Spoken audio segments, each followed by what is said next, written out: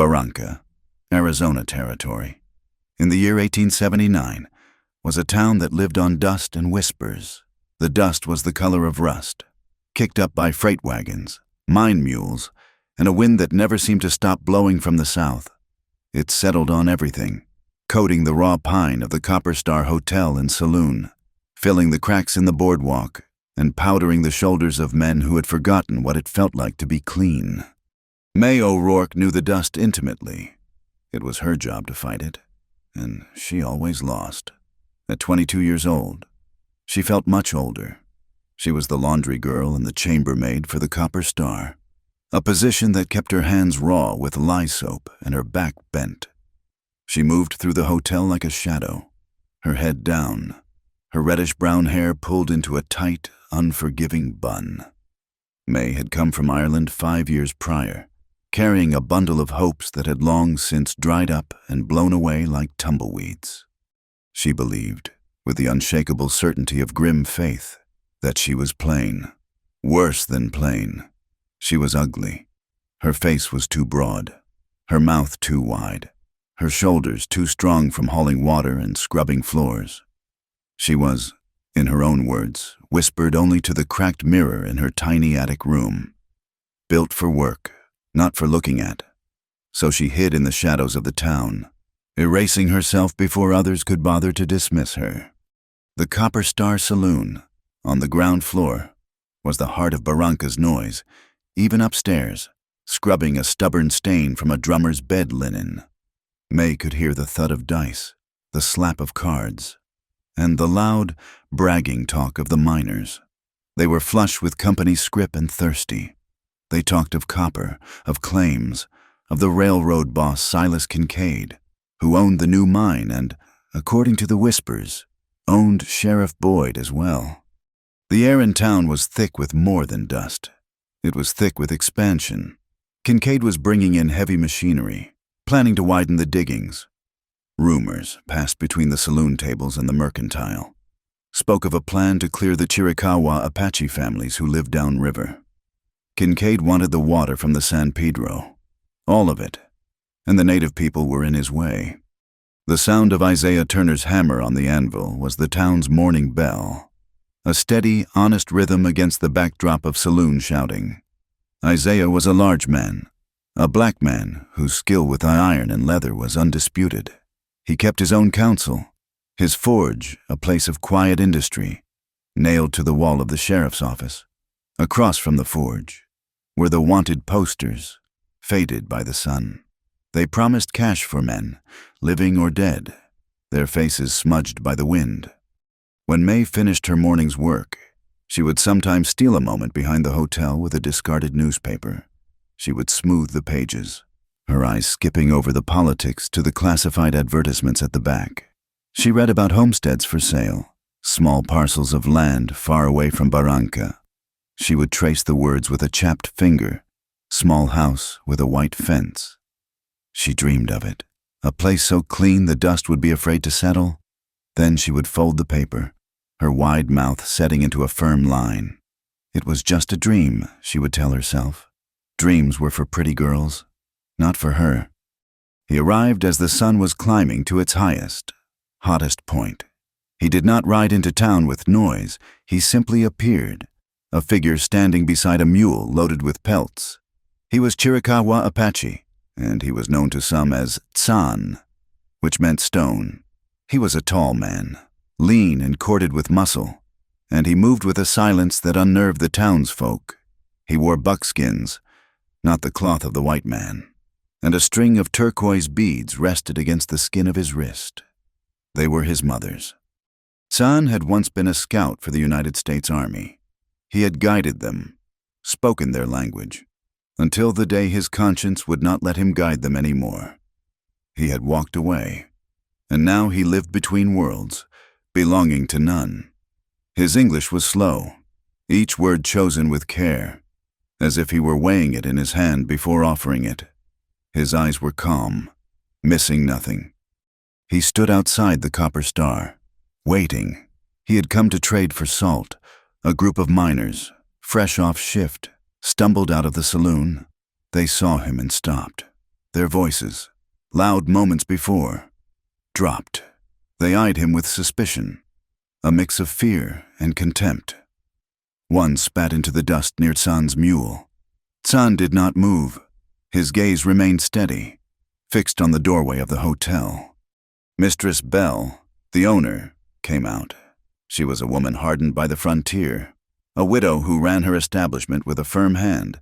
She nodded curtly to Tsan. "Salt," he said, just the one word. She went back inside and returned with 2 heavy bags, which she exchanged for the bundle of fox and rabbit pelts. The miners watched, muttering about trading with hostiles. May watched, too, from an upstairs window. She saw the way they looked at him. She felt a strange, unwelcome kinship.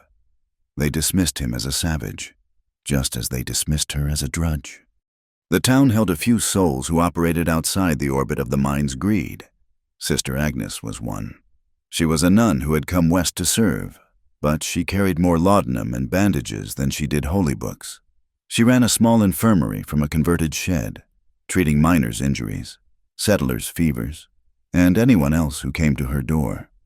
She was thin and weary, but her hands were gentle. Then there was Eli, a boy of about 10 who sold the Territory Enterprise. He darted through the saloons and streets, shouting headlines about politics in Tucson and Washington, things that felt a million miles away. He was a small, quick-moving creature, the closest thing Barranca had to a town crier. The tension in town ratcheted tighter that afternoon. A freight wagon, heavier than usual, had rolled in, guarded by men with repeating rifles. It was bound for Kincaid's new surveying camp upriver. Eli, whose ears missed nothing, reported the contents to Isaiah Turner as the blacksmith reshod his mule. "Dynamite," Eli said, his voice dropping. "A whole wagon of it." Isaiah paused, his hammer hovering over the glowing metal. "Kincaid does not need dynamite to dig for copper. Not that much." The word spread, carried from the forge to the mercantile, from the mercantile to the saloon. Silas Kincaid had bought explosives. The official story, put out by Foreman Daltrey, was that Kincaid planned to blast a temporary dam. It was for the drought, he claimed, to create a reservoir for the town and the mine. But the men who knew the river, the men who had seen Kincaid's maps, knew the truth. The spot they had chosen for the temporary dam was just above the Narrows. If they blocked the San Pedro there, the water would back up. But more importantly, the village downstream, where the last of the free Chiricahua families lived, would go dry. Kincaid was not building a reservoir. He was stealing a river. That evening, as May cleared tables in the empty saloon, she saw Mistress Bell at the front desk. The owner was locking a heavy, leather-bound book, the hotel's ledger, and placing it inside the new iron safe behind the counter. The safe was a symbol of progress. Mistress Bell had said, May just thought it looked like another locked door. She did not know that the ledger held more than room accounts and whiskey orders. She did not know that Kincaid's name was in it, next to figures that had nothing to do with the mine. The wind picked up as night fell, blowing hot and smelling of sage. May finished her work, her arms aching. She looked at her reflection in the dark glass of the saloon window. A plain, broad face stared back. Outside, in the darkness beyond the edge of town, Tsan made a cold camp. He watched the lights of Barranca, a place that bought his pelts but hated his blood. He touched the turquoise beads on his wrist, the smooth, cool stones, a connection to a world Kincaid's dynamite threatened to shatter. The law of the paper in the town safe and the law of the stone in his hand were on a collision course, and May O'Rourke, who believed herself invisible, was standing right where they were about to meet. The Copper Star Hotel went to sleep, one light at a time. The noise from the saloon had died hours ago, leaving the night to the coyotes and the wind. May O'Rourke was on her knees in the back hallway, scrubbing the boards outside the small office that Mistress Bell used for accounts. It was well past midnight, her last task. The lye soap stung the cracks in her hands, a familiar, burning pain that usually marked the end of her day. The hotel was silent, or it should have been. Low voices rumbled from inside the office. May froze, her scrub brush hovering over the floor. Mistress Bell was long abed. No one should be in there. Curiosity, a thing she rarely indulged, made her shift. She moved quietly, her bare knees on the wood, until her ear was near the door. "Kincaid wants it done, and he wants it done quiet," a voice said. She knew that voice. Sheriff Boyd. It was heavy, like gravel. Quiet is what he is paying for. That was Foreman Daltrey, the mine boss. His voice was thinner, like a wire. "The gold is here. He expects the river to be dry by the time the wire from Tucson gets an answer." A floorboard creaked inside. May pressed her eye to the keyhole. She could see a slice of the room, lit by a single kerosene lamp. Sheriff Boyd was there, his bulk filling a chair. Foreman Daltrey stood by the desk, and leaning against the wall, his thumb hooked in his gun belt, was the deputy, Crookshank. The iron safe in the corner, the one May had seen Mistress Bell lock, was wide open, and the ledger, the heavy, dark leather ledger, was on the desk. Daltrey slid a canvas bag across the wood. It landed with a soft, heavy thud. Gold. It had to be. "Tomorrow night, then," Boyd said, his hand closing over the bag. "No delays." "The dynamite is set," Daltrey said. "Just needs the spark." Crookshank laughed, a sound like a dog barking. He stepped forward and slapped his open palm down on the ledger. "And this here book is the real dynamite. Kincaid is a fool for having Mistress Bell write it all down." "He likes records," Daltrey said nervously. "He likes insurance," Boyd corrected, his voice flat. "He pays us. He pays the judge. He even pays for the land he is stealing. It is all in there, every bribe, every illegal seizure. He likes his accounts clean, even when the business is dirty." Crookshank flipped a page. "It even has his damn thumbprint in ink on the last page. Saw him do it myself. Like a king signing a decree." A cold spike of fear shot through May. This was not just saloon talk. This was the steel frame of their greed. And she was staring right at it. She shifted, and her knee slipped. She knocked the handle of her scrub bucket. The metal handle hit the wooden bucket with a dull, hollow clunk. Inside the room, the voices stopped. Absolute silence. May scrambled to her feet, her heart leaping into her throat. She did not think. She ran, not towards the lobby, but back, the way she had come, through the darkness of the main kitchen and towards the rear exit. The office door was ripped open behind her. "Hey, who is there?" She heard the heavy thud of boots. Crookshank. May burst through the back door into the kitchen yard, gasping in the cool night air. The stable was across the yard, a block of deep shadow. She was not fast enough. Crookshank was on her before she was halfway across. He was a big man and strong. He grabbed her from behind, one arm pinning her arms to her sides, the other hand, thick and smelling of tobacco, clamped hard over her mouth. "Got you, little mouse," he grunted in her ear. "Where did you think you were?"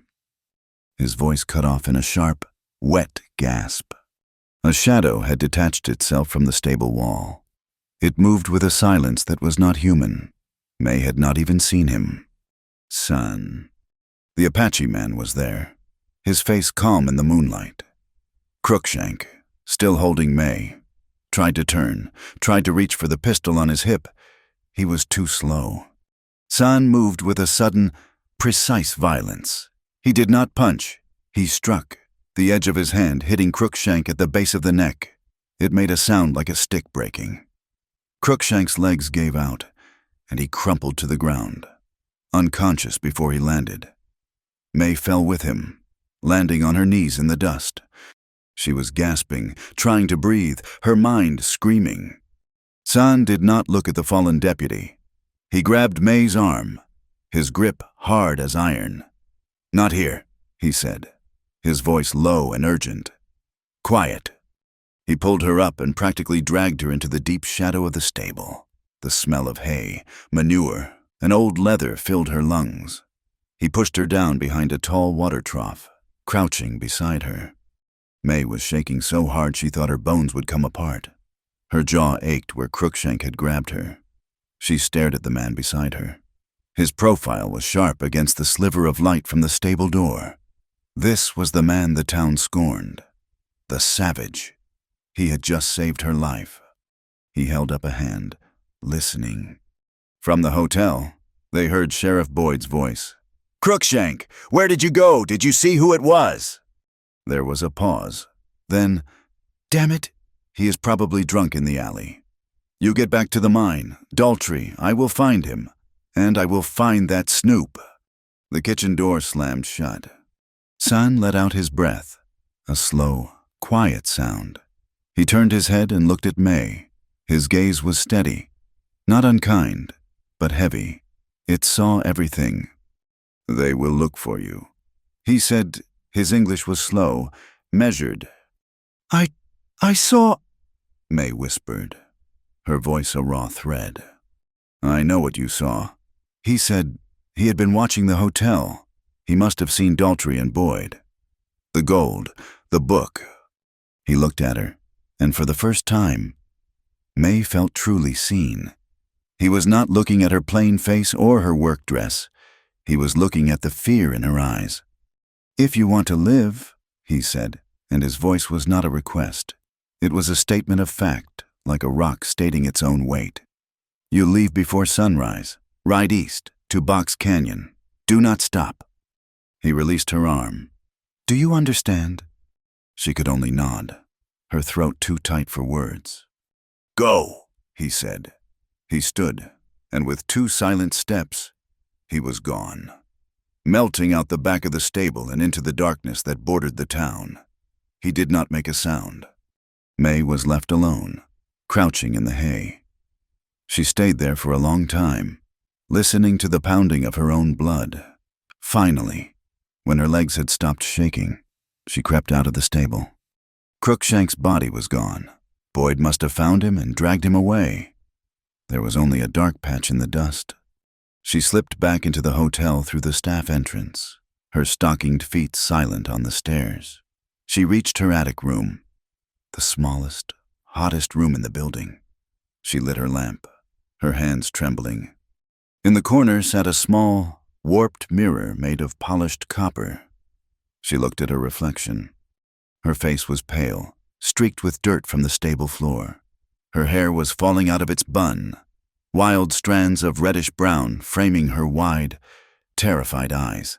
The old words, the ones she lived by, rose up, ugly, plain, worthless. Who would look at you? But a new thought, hot and sharp, cut through the old hatred. He had looked at her, and he had saved her. She was alive. A small, fierce spark ignited in her chest. It was not vanity, it was the will to live. A soft tap came at her door. May stiffened. "Who is it?" "It is Agnes, child." May opened the door. Sister Agnes slipped inside, her thin face etched with worry. She carried her small medical bag. "I was sitting up," the nun whispered. "I saw you run from the stable. I saw you look like you had seen a ghost." Her eyes fell on May's jaw, which was already turning a dark, angry purple. "Dear God, who did this?" Sister Agnes sat May on the small cot, her touch gentle as she dabbed a cloth with arnica. May told her every word: the office, the gold, the ledger, the plan to steal the river, Crookshank, and Son. Sister Agnes listened, her face growing grimmer with every word. When May finished, the nun tied off a small bandage that May had not even realized she needed. "Silas Kincaid is a serpent," Sister Agnes said, her voice a low, cold anger. "And that ledger is his venom. They will kill you to keep it secret. May, they will not even think twice." "I have to run," May whispered, tasting the words. "He told me. To Box Canyon. He said to go east." "Son," Sister Agnes said, "he is a good man. Whatever they say in the saloon, you should listen to him. You must run." The nun took May's hands. May looked down at them, her own, chapped and red. The nun's, pale and thin, but strong. "But running is not enough," Sister Agnes said, her eyes burning into May's. "Sometimes the truth needs a runner. It needs someone to carry it far away from the snakes, to a place where it can be heard. That book, it is not just your death warrant, May, it is their conviction." The words settled in the small, hot room, their conviction. Sister Agnes stood. "Be safe, May O'Rourke, be smart, but most of all, be fast." The nun slipped out, as quietly as she had come. May was alone. She looked at her hands. The hands of a drudge, a chambermaid. They were not pretty, but they were strong. They could scrub floors, haul water, and wring sheets. Perhaps they could steal a book. The decision settled over her, cold and heavy as the iron safe. It was 2 hours before dawn, the darkest part of the night. The hotel was in a deep, dark slumber. May O'Rourke, the girl who hid in shadows, stood up. She walked down the attic stairs, past the sleeping rooms of the guests. She went to the linen closet in the main hall. Behind a stack of freshly folded towels, a ring of spare keys hung on a nail. She took the one marked office. Her steps made no sound on the runner. The back office door was locked. Her key turned with a small, oily click. She slipped inside. The room was dark, smelling of stale cigar smoke and spilled whiskey. She did not light a lamp. She went to the safe.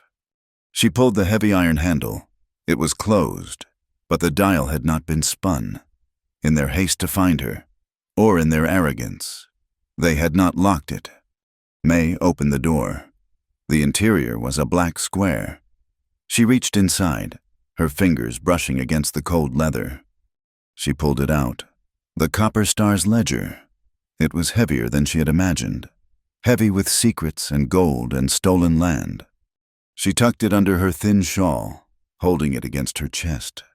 She did not go back to her room. She did not pack a bag. She walked straight out the back door, into the kitchen yard, and across the dark space to the stable. She found the horse they called Molly, an old mare with a steady eye, the one the stable boss never rented to the miners because she was too slow. May found a bridle and a worn blanket. Her hands, though shaking, were sure as they cinched the girth. She led the horse into the alley, a ghost leaving a town of ghosts. The sky to the east was a faint, bruised gray as May O'Rourke cleared the last dark buildings of Barranca. The old mare, Molly, moved with a steady, plodding gait, her hooves kicking up little puffs of dust in the pre-dawn chill. May rode with the ledger tucked inside her dress, pressed flat against her stomach. It felt like a block of ice, heavy and cold, a terrible weight of stolen truth. She did not look back. Looking back was a luxury she could not afford. She kept her eyes on the pale line of the horizon, urging the horse into a trot that felt painfully slow. Every sound behind her was a terror, the bark of a distant dog, the rattle of a loose stone. She was a chambermaid on a stolen horse, carrying a stolen book of secrets. She was a dead woman if she was caught. She had been riding for perhaps an hour, the sun just beginning to send sharp, golden needles over the mountains, when she heard it, a shout. It was far behind her, but it was unmistakably human. Her blood went cold. She kicked Molly's flanks, her heels thumping in a useless, panicked rhythm. "Please," she whispered to the horse. "Please, go faster." The sun was up now. It was a merciless eye, burning away the shadows that had hidden her.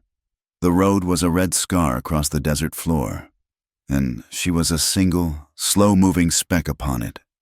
Then came the sound she had been dreading, the thunder of fast horses, not one, but several.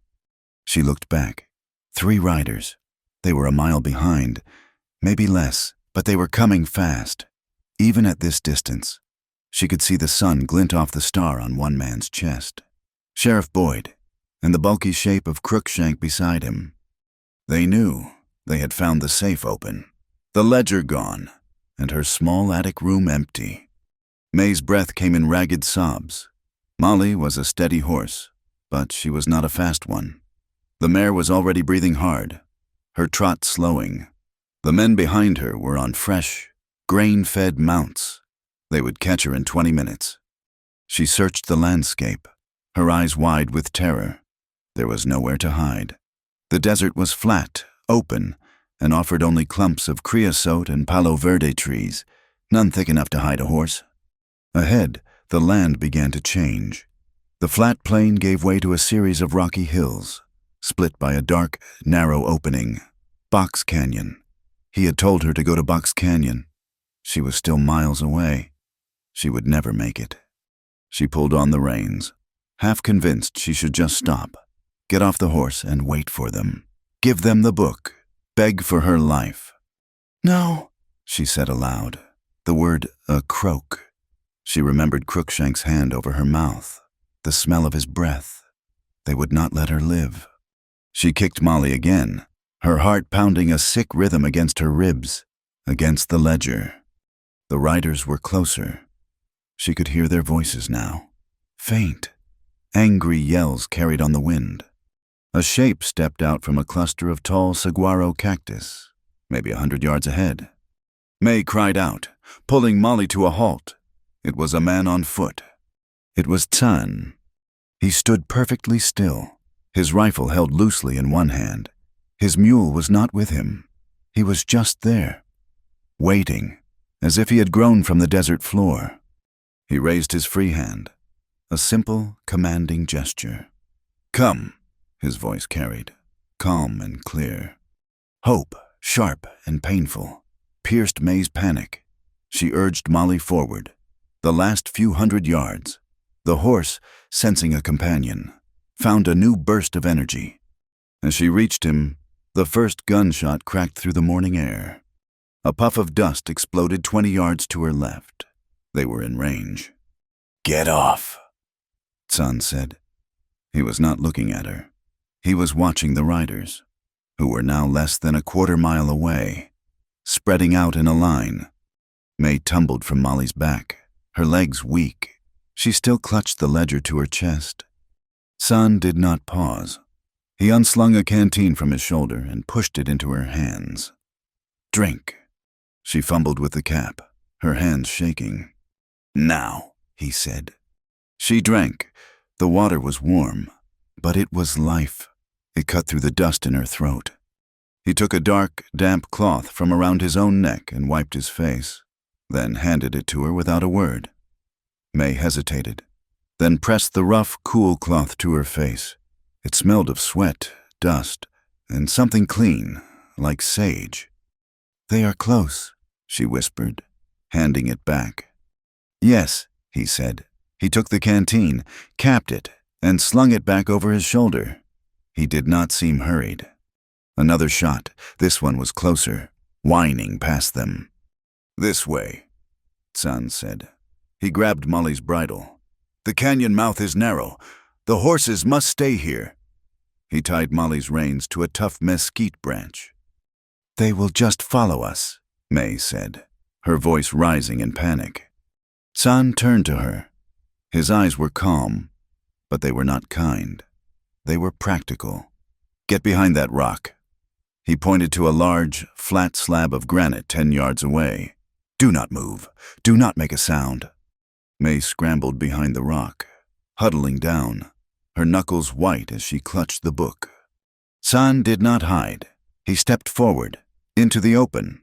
He raised his rifle, settled the stock against his shoulder, and took aim. Sheriff Boyd and his men were thundering closer, perhaps 200 yards now. They saw him. They saw May's horse. They slowed, wary.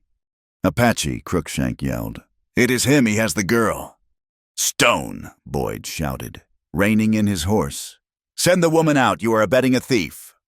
Tsun did not answer. He waited. Crookshank, never patient, raised his own rifle and fired. The bullet chipped stone from the rock May was hiding behind. She screamed, a small, choked sound. Tsun's rifle answered. The sound was deafening. Sharp and final. May squeezed her eyes shut, waiting for a man to fall, for a cry of pain. Instead, she heard a horse scream. She opened her eyes. Crookshank's horse was staggering, its head down, blood pumping from its chest. It collapsed, throwing the deputy hard onto the rocky ground. "He shot my horse!" Crookshank bellowed, scrambling to his feet. Boyd and the other man pulled their horses to a halt, suddenly uncertain. "Next one," San called, his voice flat. "Is the man." That was a lie, May thought. She did not know how she knew, but she did. He would not shoot the man. He had hit the horse deliberately. Boyd fired twice, his pistol shots sounding thin in the open air. The bullets went wide. San's rifle cracked again. The third rider's horse screamed, reared, and fell backward. The man was pinned beneath it, yelling. Sheriff Boyd was alone, his horse dancing nervously. He was a brave man in a saloon, with a badge and a paid-for judge. Out here, facing a man who did not miss. He was just a target. He looked at Crookshank, who was limping. He looked at the man trapped under his horse. He looked at the mouth of the canyon, and the silent man with the rifle. He cursed, a long, foul string of words. He pulled his horse around. "You cannot hide in there forever. Stone, that is territorial property you are on, Kincaid, will have you burned out." He fired one last angry shot into the air and then galloped away, retreating back toward Barranca. Crookshank stood for a moment, his face a mask of fury. Then he too turned and began the long, hot walk back to town, limping as he went. The pinned man was still yelling for help. San watched them go. He did not lower his rifle until they were small figures in the dust. He turned to the man on the ground. "Your leg is broken," he called. "Help me," the man cried. San did not move.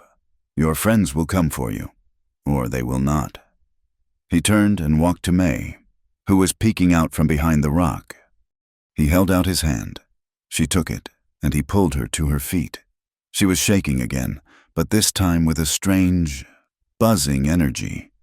"You did not kill them," she said. San's gaze was level. "Death is too easy for them. It solves nothing. A walk home gives a man time to think." He looked at the ledger, which she was holding against her chest like a shield. "That book has names. Proof." "Yes," May whispered. "Kincaid's, Boyd's. They are all in it. Bribes, land theft, even a thumbprint." "Do not let land killers touch it. He said it was an order." "I do not know what to do," May confessed, and the truth of it made her voice break. "I am just a chambermaid. I scrub floors. They look at me and they do not even see me. They see a plain, stupid girl. I am not—" Her words trailed off. She was ashamed, confessing her old, ugly secret to this man. San was silent for a long moment. He looked at her, his eyes tracing the line of her tired face, the smudges of dirt, the fear that was still clinging to her. "The earth," he said, his voice very low, "does not ask if a flower is pretty. It asks if the roots are deep." May stared at him. The words settled over her. Strange and warm. They made no sense, and yet they made all the sense in the world. He was not telling her she was beautiful. He was telling her it did not matter. "We cannot stay here," he said, turning practical again. "Boyd will be back, with more men. He will not be afraid to follow us into the canyon, not if Kincaid is paying." "Where do we go?" May asked. San pointed east, through the dark slot of the canyon. "We walk. They will not bring horses in here, not easily. It will buy us time." "And then," she asked, "time for what?" "That book," he said. "It must be read, by a man with a badge that Kincaid did not buy." "The territorial court," May said, thinking of the newspapers she read. "In Tucson." "Tucson is too far," San said, shaking his head. "We will not live that long. But there is a mission. San Xavier, The man there, the leader. He talks to the men in Washington. He will listen. May thought of Isaiah Turner, the blacksmith. He was an honest man. He had connections. Or Isaiah, she said. Isaiah Turner. He can read. He would know what to do. He could get it to the court. Yes, San agreed, nodding slowly. The ironworker. He is a man of good heart. He is a better choice. Closer. The decision was made, not to run, but to deliver. Give me the book, San said. May clutched it. No, I took it. It is my proof. I will carry it. San looked at her, and a small, almost invisible smile touched the corner of his mouth. Then you must walk fast, chambermaid. He turned and started walking toward the canyon. May looked back once at the red road, the dust of Boyd's retreat already settling. She looked at Molly, who was calmly cropping at a patch of dry grass. Then she looked at the tall, silent man walking away from her. She hitched up her skirts and ran to catch up. The sun was climbing, a hot, merciless weight. It beat down on the red rocks, turning the canyon into an oven. It felt like a giant clock, the sand pouring through, counting down the minutes they had left. May's boots, thin and worn from hotel floors, slipped on the loose gravel, but she kept walking. Beside her, San's moccasins made no sound at all. Their shadows, one dark and one pale, stretched out long behind them. Two sets of footprints mingling in the dust. Box Canyon was not a canyon. Not really. It was a long, twisting cut in the earth, a passage of broken rock and high, sheer walls that baked in the sun. The heat was a physical thing, a heavy blanket that smothered them. The air did not move. It was just hot and still. By noon, May's world had shrunk to the space of her own misery. Her feet, in their thin hotel boots, were rubbed raw. Her lips cracked. The water San had given her was a distant memory. Thirst was a stone in her throat. The ledger, still tucked against her, was a heavy, sweat-soaked burden. I need to stop, she said. Her voice was a dry rasp. San had been walking 10 yards ahead, his pace steady. Seemingly untouched by the heat, he stopped and turned. He looked at her, his face impassive. Stopping is dying, he said, not unkindly. The sun is high. We walk in the shadow. He pointed. The east wall of the canyon cast a narrow, dark line of shade. He had been walking in it. May, in her exhaustion, had been stumbling down the center. In the full, brutal glare of the sun, she felt a flush of shame. He was teaching her, and she had not even realized there was a lesson. She nodded, her throat too dry to speak, and moved into the sliver of shade. It was not cool, but it was less hot. The rock wall, warm against her shoulder, felt solid, supportive. You tie this, he said. He had a spare strip of cloth, torn from a sack.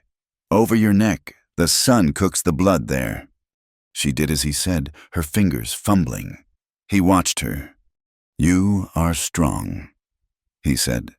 It was a simple observation. You have carried water your whole life. This is just water. This is just carrying. I am tired, she whispered, leaning against the rock. Good, he said. Tired is for the living. We rest when we find water. Water here? She looked around at the dry, red rock. It was a furnace. The trees know, he said, and started walking again. She followed. The trees. She looked at the sparse vegetation. Dry, thorny mesquite, brittle bush, and the tall, green-barked palo verde. None of them looked like they held water. They walked for another hour. The silence was broken only by the scrape of May's boots and the huff of her own breathing. San moved like a ghost. Then he stopped.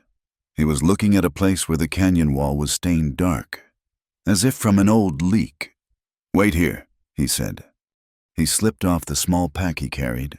He pulled out a short, sturdy piece of wood, flattened at one end. and a long, hollow reed.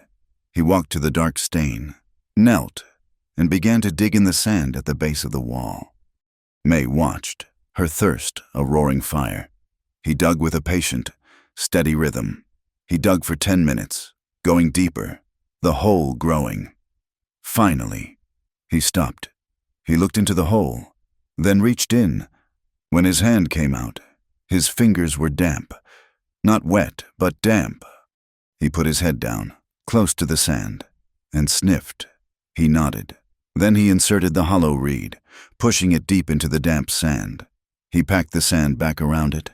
He put his mouth to the reed. He was still for a long time. May watched, holding her breath. Then he lifted his head. He looked at her. "There is water, slow, but it is here. Come." She knelt beside him, her knees cracking. He handed her the reed. "Pull slow," he said, "like you are breathing in. Not too hard." May put her mouth to the reed. The taste was of sand and earth and minerals. She pulled. Nothing. She pulled harder. "Slow," he said again, his hand on her shoulder. She closed her eyes, calmed her breathing, and drew in. A single, warm, miraculous drop of water hit her tongue. It was the most beautiful thing she had ever tasted. She sat there for 30 minutes, drawing tiny, slow sips, the water trickling into her. It was not enough to quench her thirst, but it was enough to stop the panic. It was enough to live. When she was done, he drank. Then he methodically filled the canteen, one slow mouthful at a time, spitting the water into the metal flask. It was a long, laborious process. "How did you know?" she asked, her voice a little stronger. "The trees," he said, pointing up. Far above them, on the canyon rim, a line of green was visible. "Cottonwoods, they only grow where water is deep. The water runs down under the rock." She looked at him. This man who could read the trees and find water in the rock, he was a survivor. He was teaching her to be one. They rested for an hour. The shadow was wider now, and the worst of the day's heat had passed. "We go," he said. They walked. The sun began to dip, painting the canyon walls in shades of orange and purple. The wind picked up, a sudden, strong gust that whipped May's hair across her face and filled the air with sand. "Turn your back," San shouted over the roar. "Cover your face." A brown wall of dust and sand swept through the canyon. It was not a storm, just a sudden, violent squall. It stung her skin, filled her eyes, her nose, her mouth. She huddled against the rock, her arms over her head, the ledger digging into her ribs. It passed as quickly as it came, leaving the air thick and gritty. May spat out a mouthful of sand. "My God," she coughed. San was already checking his small pack, shaking the sand out of his rifle's action. "The wind," he said. "It cleans and it hides." He was looking back the way they had come. May looked, too. Their tracks, which had been sharp and clear in the dust, were gone, wiped clean by the wind. "That is good, then," she said. "It is good," he agreed. As he was sliding his rifle back into its buckskin sheath, his arm scraped against a sharp outcrop of rock. May saw him wince, just for a second. "You are hurt," she said. He glanced at his forearm. A long, shallow scratch was welling up with blood. "It is nothing." "Sit," May said. He looked at her, surprised. The word had not been a request. It was the voice she used on rowdy miners when they demanded fresh linen at 3 a.m. To her own surprise, he sat. May opened the small satchel she had carried from the hotel. It held almost nothing. A brush, a spare pair of stockings, and, tucked in the bottom, a small sewing kit and a roll of clean, white bandage cloth she kept for wrapping her own raw hands. She knelt in front of him. "Give me the canteen." He handed it to her. She poured a tiny, precious amount of their newly gathered water onto a scrap of cloth and gently, firmly cleaned the wound. It was not deep, But it was dirty. He sat perfectly still, his muscles tense under her touch, but he did not pull away. She dried it, then wrapped the white bandage neatly around his forearm, tying it off with a knot she had learned for mending harnesses. Her hands, the hands she had always hated for being red and chapped and broad, had been steady. They had been useful. She looked up. His eyes were on her. He was not looking at her face. He was looking at her hands. He nodded once. "It is good work." He stood. May stood with him, a strange, warm feeling spreading through her chest. It was not pride. It was purpose. She was not a victim. She was a partner. They walked on as dusk settled. They found a small, sheltered alcove to make camp. San built a fire, but it was tiny, no bigger than a man's hat, tucked between rocks so the light would not carry. He had jerky, and he shared it with her. It was tough, salty, and smoky, and it was the best meal she had ever had. "Your name," she said, chewing slowly. "San, you said it means stone." He nodded, staring into the small flames. "Why stone?" He was silent for a time. "My mother gave it to me," he said, his voice soft. "She said I was born in a hard time, and I would need to be strong, to endure. A stone does not break. The water and the wind just shape it." May looked at the turquoise beads on his wrist, the only bright color on him. Were those from her? "Yes," he said. "She made them. She said they were the color of the sky, where the water is kept, to remember." "Where is she?" May asked, then instantly regretted it. It was too personal. "She is gone," he said. His voice was flat, not sad, just empty of that one thing. "The soldiers came." He did not say more. He did not need to. The simple, brutal words hung in the air. This was the man who had been a scout for the army, who had walked away. May finally understood. She did not offer sympathy. It would have been an insult. Instead, she just nodded, accepting the weight of his words. He looked up, and he seemed to see the understanding in her face. He changed the subject. "We are not alone." May stiffened. "Boyd?" "No," he said, shaking his head. He pointed. Far, far to the north, across the miles of desert. A single, tiny spark of light was visible. Another campfire. "Bounty men. They follow the patrols. They hunt for any Apache, not just the ones with prices. They will see Boyd's posse when it returns. They will know someone is in the desert. They will look."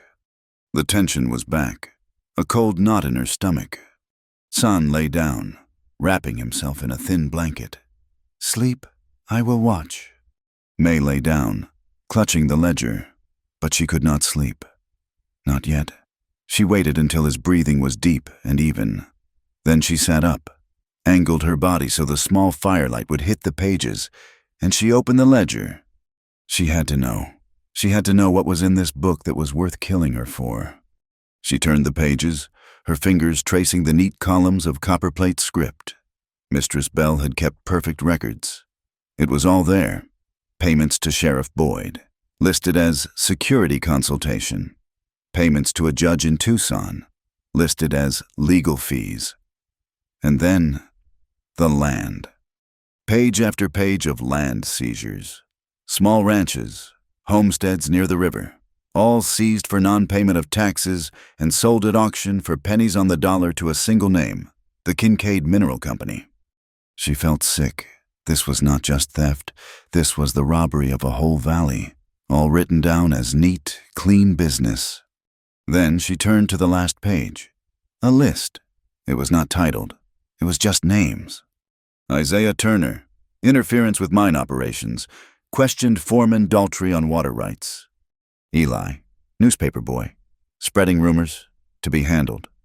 Her eyes scanned the list, her heart pounding, and then she saw it. Sister Agnes, obstruction, providing aid to natives, trespassing on company survey land, to be monitored. May's hand flew to her mouth, stifling a gasp. Sister Agnes, the kind, weary woman who had bandaged her, who had told her to run. Kincaid had her name in his book. They were watching her. May shut the ledger, her hands trembling. This was not about her anymore. This was not about an abstract idea of justice. This was about Sister Agnes. It was about Isaiah. It was about Eli. Kincaid was not just stealing a river. He was strangling a town. She looked at Son, sleeping peacefully.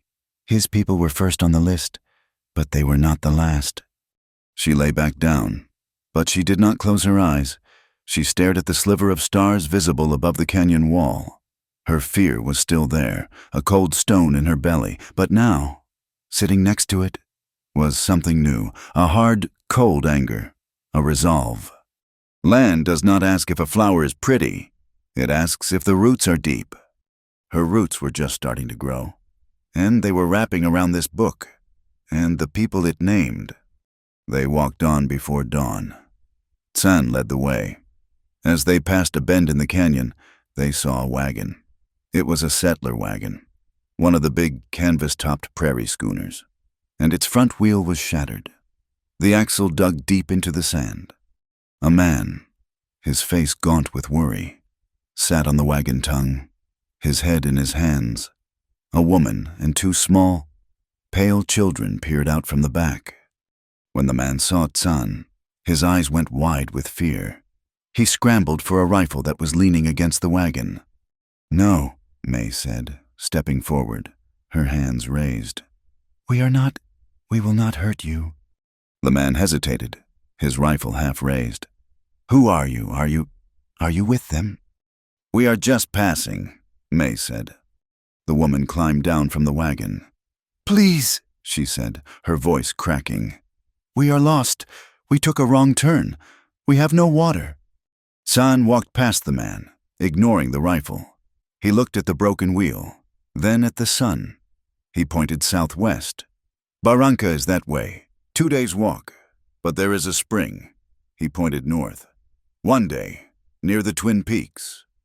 The man stared at him, dumbfounded. You are telling us?" San nodded. "The spring is safe.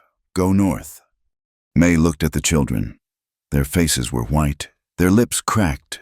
She remembered the spark of life that drop of water had given her. She opened her pack. She had a small, hard loaf of bread she had grabbed from the kitchen. Saving it, she broke it in half and gave it to the woman. "It is not much," May said. The woman burst into tears, taking the bread. "God bless you," she whispered. "We thought they said the Apache." "He is a good man," May said, looking at San, who was already walking away. She hurried to catch up. They walked in silence for a long time. May felt the settlers' eyes on their backs, a gaze of stunned, dawning gratitude. She had done so little. She had shared bread. He had shared knowledge. It was a seed, a tiny seed of proof that the saloon lies were just that, lies. The resolve in her hardened. She would protect the book. She would save Sister Agnes, and she would get this story told.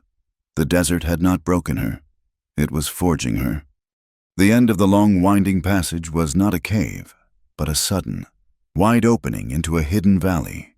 It was not a canyon, but a bowl, protected on all sides by sheer, unclimbable cliffs of red rock.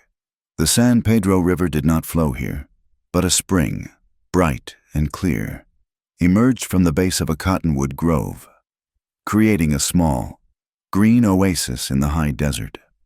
Several wickiups, simple, dome-shaped shelters made of brush and hides, were nestled near the spring. Smoke, thin and blue, rose from a few small, contained fires. They were seen. Before they had taken 10 steps into the clearing, 2 men stepped out from the rocks. They were young, their faces hard, and they carried army-issue rifles. They did not point them, but held them ready. San stopped. He raised one hand, palm out. He spoke to them, his voice low, in the Chiricahua tongue. May stood beside him. her hand clutching the ledger so tightly her knuckles ached. She felt her invisibility, the thing she had always hidden behind, evaporate. Here, she was blindingly white, a stark and dangerous intrusion. One of the men replied to San, his words sharp. He gestured with his rifle. Not at them, but back the way they had come. He wanted them to leave. "San," May whispered. "What is he saying?" "He tells me to take the white woman and go," San said, his voice level. "He says we bring trouble." "We are trouble," May said, her voice bitter. An older man emerged from the largest wickiup. He was tall, though his back was slightly bent with age. His hair was long, a deep, solid gray, and his face was a map of time and sun. He walked with a steady, measured pace. The two young men with the rifles stepped back, showing deference. "This must be Elder Naichi." He stopped 10 feet from them, his eyes dark and penetrating. Assessed San first. There was recognition, but no warmth. Then his gaze shifted to May.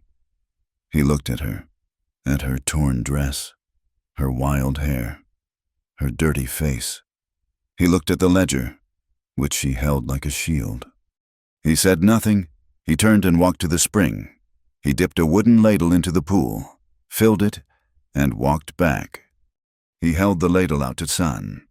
San bowed his head slightly. He took the ladle and drank, a long, slow draft. He handed it back to Naichi. Naichi filled it again. He held it out to May. May looked at the water. She looked at the old man. Her thirst was a living thing, clawing at her throat. She understood this was more than a drink. She stepped forward, took the ladle in her two chapped hands, and drank. The water was cold, sweet, and pure. It was a baptism. "Thank you," she whispered, handing it back. Naichi spoke to San, his voice a low rumble. "He asks who you are." San translated, his eyes on the elder. "My name is May O'Rourke," she said, her voice stronger now. San translated her name. Naichi nodded slowly. His gaze rested on the book. He spoke again. "He asks what you carry," San said. "It is a book of lies," May said. "It holds proof that Silas Kincaid is stealing the land, that he plans to move the dam." San spoke for a long time in his own language. He told of the dynamite, the office, the chase. He spoke of the plan to steal the river. As he spoke, May watched Naichi's face. It did not change, but a deep, cold anger hardened in his eyes. When San was finished, the elder looked at May again. He spoke, his voice firm. "He says you may rest," San translated. "He says the enemy of the land killer may share his water, but—" San held her gaze. "The spring, it is life. You must ask its permission before you take. You thank it, always." May felt a flush of embarrassment. She, who had taken water for granted her whole life, who had sloshed it on floors and dumped it in tubs. I will," she said. They were given a place by a small fire, and a woman with kind, sad eyes brought them a bowl of rabbit stew and a flat, warm corn cake. May ate with a hunger that shamed her. But the food was good. It tasted of the earth, of smoke and time. As the sun began to set, May saw the tension that San had warned her about. A group of the younger men, the two who had first met them among them, gathered near San. Their leader was a young man with fire in his eyes. His name Taza. He spoke to San, his voice rising, his hands gesturing angrily toward the west, toward Barranca. May could not understand the words, but she understood the rage. It was the same rage she had felt when she saw Sister Agnes's name in the ledger. San's voice was low, a counter rhythm to the other man's anger. He was not arguing. He was reasoning. But Taza was in no mood for reason. He spat into the dust. San looked at May, his expression troubled. "He wants revenge. He says we have proof now. He wants to ride to the mine. to burn it, to stop Kincaid. But they have guards, May said. They have rifles. They would be killed before they got within a mile. He sees the wrong, Sun said quietly. He does not see the path. He thinks in blood. Kincaid thinks in paper. The paper will win, unless we use it. Sun spoke again to Taza, his voice sharpening. He held up his hand, pointing not to the book, but to the women and children who were watching from the wiki-ups. His words were sharp, and they carried weight. Taza fell silent, his face a mask of fury. He turned and stalked away, his friends following. Elder Naichi had watched the entire exchange. He nodded once, a sign of approval for San. San had chosen to protect, not to attack. He had not rooted his actions in hatred. The peace was short-lived. Just after dark, a figure slipped into the camp. A runner, a young man named Natan, who had come from Barranca. He was breathing hard, and he spoke immediately to Naichi. San listened, and his body went rigid. "What is it?" May asked, standing up. San turned to her, and his face was grim. "Boyd has been busy. He has posted notices." "Notices? Bounties," San said, the word a harsh sound. "A price on our heads. He has named me Apache Stone, $100 for theft and for abducting a white woman." May felt sick. "And me, $50. San said, "For the red-haired woman, accomplice to theft. He has a reason to hunt us now, a legal reason." "How did they know who?"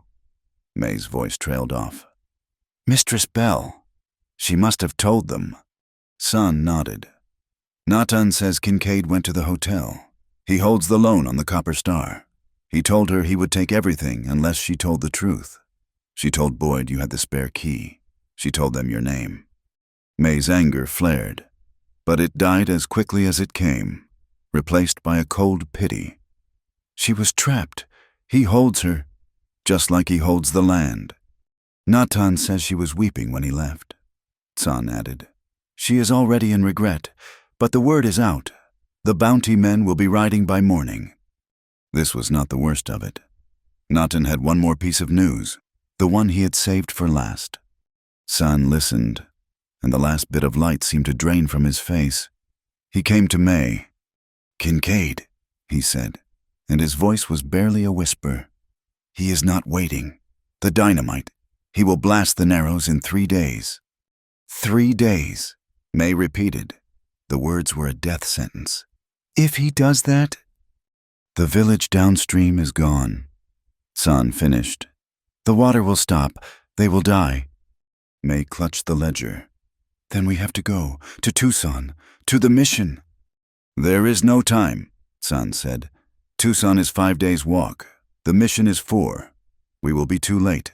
The river will be dead." "Then Isaiah," May said, her voice frantic, grasping. "We said Isaiah. He is in Barranca. He is our only hope." "Barranca is a trap," San said. "They are hunting us. They will shoot us on sight." "We have to warn Sister Agnes," May said, the name tearing from her. "She is on his list. Kincaid is watching her. We have to warn her. We have to get the book to Isaiah. He will know what to do." A desperate, insane plan began to form in her mind. "You stay. You and your men.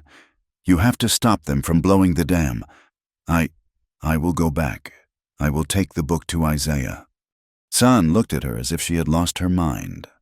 "No. You are the red-haired woman. They will have you in an hour."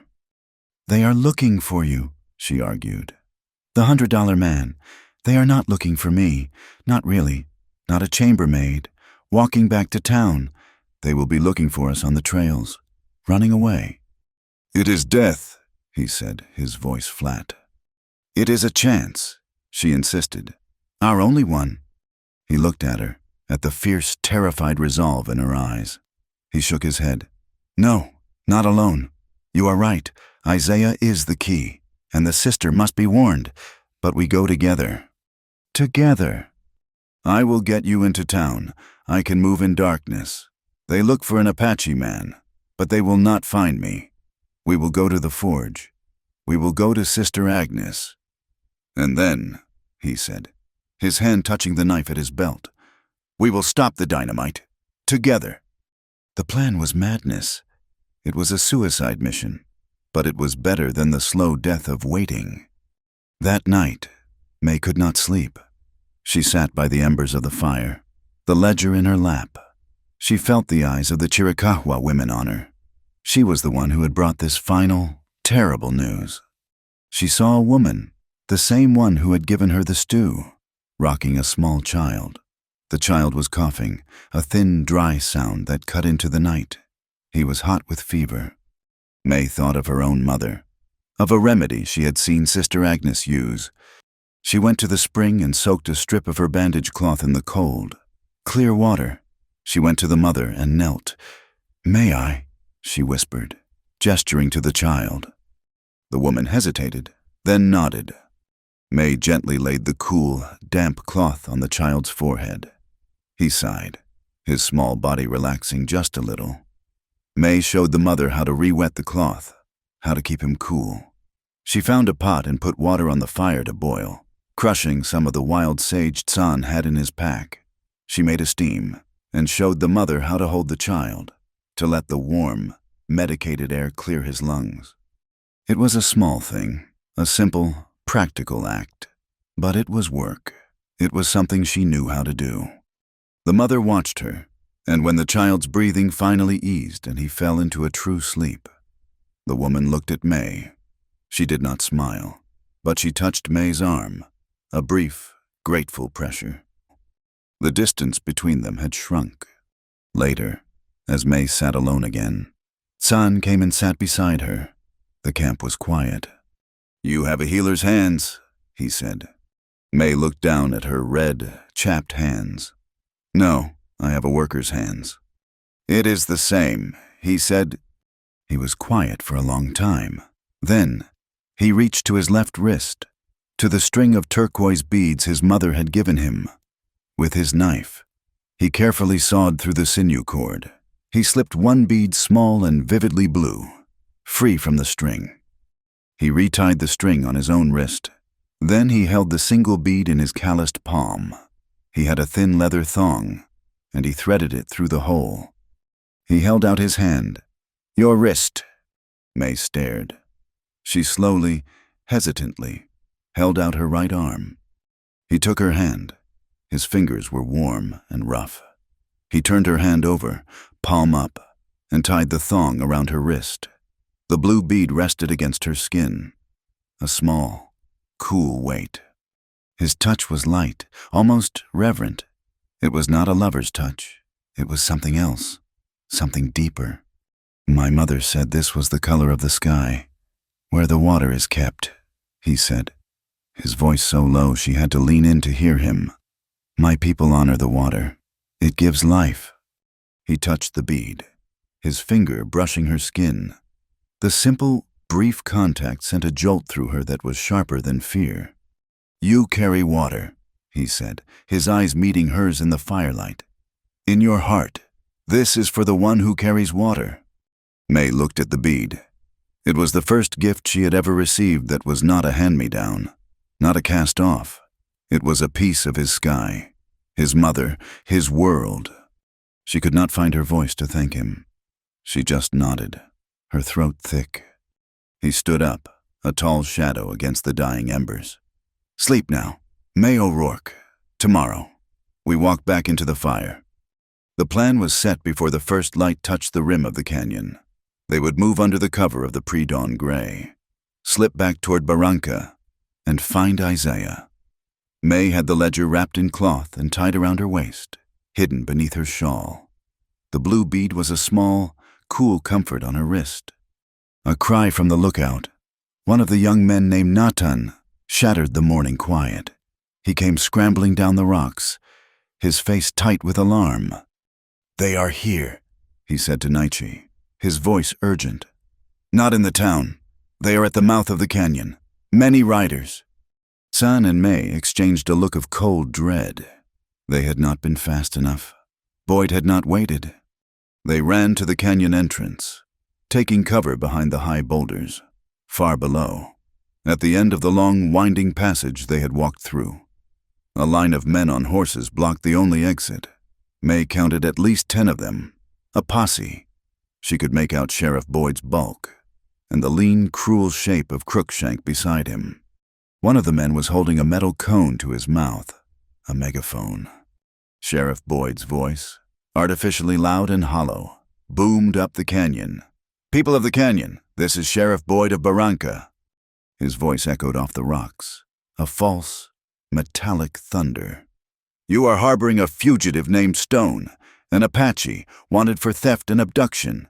You are harboring a woman, May O'Rourke, wanted as his accomplice." Abduction. May's stomach twisted. He had made her a victim. "Send them out," Boyd's voice roared. "Send them out, along with the stolen property of the Copper Star Hotel. And no harm will come to you. We have a warrant if you do not comply. Every man, woman, and child in this canyon will be held as an accomplice to attempted murder." The lie was so bald, so complete, it took May's breath away. The people of the canyon gathered behind them. The women pulled their children close. Taza and the young men checked their rifles, their faces grim. Elder Naichi stood, his hands clasped behind his back, and watched the posse far below. The camp was split. Taza and his men were for a fight. "They are liars," Taza said, his voice a low growl. "We fight them. We die here, but we take them with us." An older woman began to weep, a high, keening sound that set the children off. May felt a crushing weight of guilt. This was her fault. She had brought this. She looked at the children, at the weeping woman, at the grim faces of the men who were preparing to die for a book she had stolen. "No," May said. She stepped forward. "This is my fault, not yours." She turned to Naichi. "I will go. I will give them the book. I will give them myself. You tell them I was the thief, that San, that he was my prisoner. Tell them the abduction story is true." She began to walk toward the passage. San's hand shot out and grabbed her arm. His grip was not hard, but it was absolute. He stopped her. He looked down at her, his dark eyes searching her face. "Choose," he said, his voice so quiet only she could hear it. "Freedom has a price. They will not accept yours." "It will save these people," she hissed, her voice breaking. "No," San said. His voice was soft, but sharp as a razor. "They will take the book. They will take you, and then they will still attack. They will say you resisted. They will say we held you hostage. We will just be unarmed." He was right. The warrant was a lie. The promise of sparing them was a lie. It was all a trap. "What do we do?" she whispered, the terror rising again. San released her arm. He turned to Naichi and spoke, his voice quick and low in his own tongue. He pointed up, to the high walls of the canyon, where piles of loose rock were perched. "Waiting." He pointed to the stacks of dry brush. Naichi listened, his ancient face carved from stone. He looked at Taza, and then at San. He nodded once. The decision was made. They would not flee, they would not surrender. They would fight, but not to kill. They would fight to live. San was in command, his voice no longer the slow, measured English of the trail, but the sharp, clear Apache of a warrior. The men scattered. Taza, his anger now focused, led a team to the high ridges. They carried ropes. The women, their weeping finished, began gathering damp brush and building small, smoky fires, hidden from the entrance but ready. "They will come on foot," San told May, pulling her behind a tall spire of rock. "The passage is too narrow for horses. They will be slow. We will make them slower." The posse below was dismounting. Boyd and Crookshank were arguing. Boyd clearly wanted to wait. Crookshank was impatient. He pointed up at the canyon, his voice a faint yell, and May could see he was winning the argument. He wanted the book. "May," San said. He had found Molly, the mare, and had her hidden in a small, deep cleft in the rock, near the spring. "Your horse." "I am not leaving," she said. "Yes, you are," he said. "The book must leave. It cannot be burned. It cannot be taken. Isaiah must have it. You are the only one who can take it." "They are at the entrance."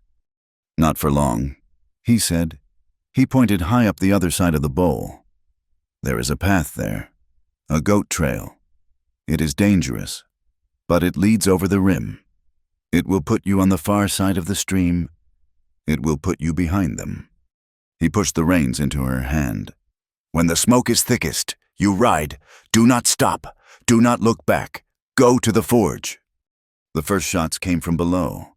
The posse was advancing into the narrow passage. A great cry went up from the ridges. Taza and his men, having looped their ropes around key boulders, pulled. It was not an avalanche. It was a calculated, terrible rain of stone. Rocks, large as barrels, crashed down into the passage. May heard screams, not of death, but of terror and surprise. The way was blocked. The posse was trapped between the rockfall and the canyon mouth. "Now," San said. He and 2 other men fired their rifles, not at the men, but at the rock wall just above their heads. Chips of granite flew like bullets. The posse scrambled back, retreating in chaos. The women lit the fires, thick, acrid. White smoke from the damp sagebrush began to pour into the canyon, filling the bowl, rolling down the passage, choking the men below. "They will come around." San yelled over the noise. "There is another way, a hunter's trail. They will be on us in an hour." "Crookshank knows it," a voice cried out. It was Natan, the runner. "He has hunted here." San nodded, his face grim. "Taza, hold the passage. May, now." He slapped Molly's rump. The old horse, terrified, bolted. May clung to her back, the ledger a hard lump against her stomach. She raced across the clearing, the smoke swirling around her, and found the opening to the goat trail. It was barely a path, a thin line of gravel on a sheer cliff. Molly scrambled, her hooves slipping. May closed her eyes and prayed. She did not see Crookshank break from the posse. He had seen her. He had seen the horse and the small figure racing for the high trail. He knew that trail. While Boyd was shouting at the rockfall, Crookshank and 3 other men had broken away, running for the hunter's path. He wanted the book. He wanted it more than Boyd, more than Kincaid. May reached the rim, her heart pounding. The trail led down, into a dry wash. She was out. She was free. She turned Molly toward Barranca. A voice shouted, "This way, child, quickly!" May pulled Molly to a halt. It was not a man, it was a woman. Sister Agnes, her black habit covered in dust, sat on a small, patient donkey, hidden in a cleft of rock May had not even seen. "Sister!" May cried, relief and confusion flooding her. "There is no time," the nun said, her voice sharp. "They are coming!" She pointed. Crookshank and his men were at the top of the ridge, coming down, moving fast. "They know this way," Sister Agnes said, "but they do not know this one." She kicked her donkey and plunged down a tiny, overgrown path that led straight into a tangle of thorny mesquite. May followed. The branches tore at her, ripping her dress, scratching her face. "He wants this book," May yelled, slapping at the branches. "He wants to burn it." Crookshank's voice was close, shockingly close. He was on the ridge just above them. "He paid me for the dynamite. He cannot pin that on me. Give me the book, girl." May froze. She looked at Sister Agnes. The nun's face was pale. "He is the one who set the charges."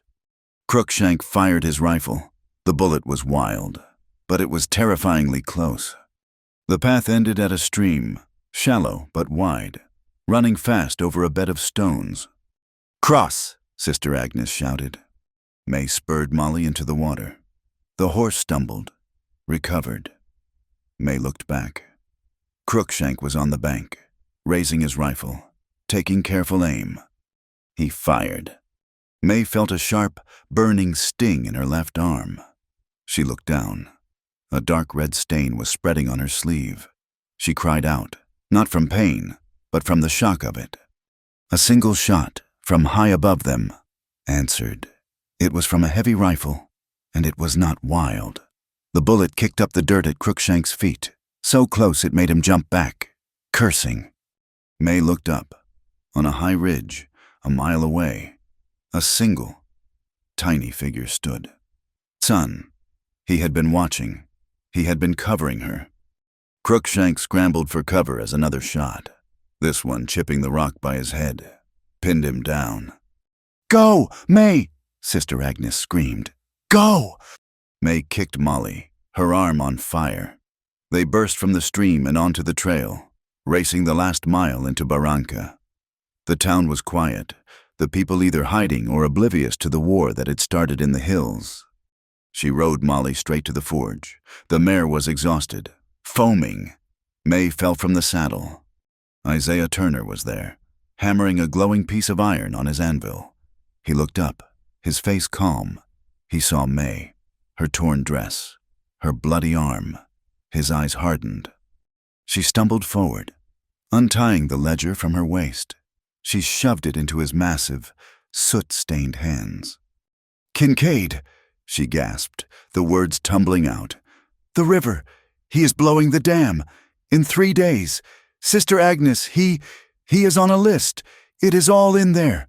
All of it!" Isaiah did not move for a long second. He looked at the book. He looked at the blood on her arm. He looked toward the hills, where the faint sound of gunfire still popped in the distance.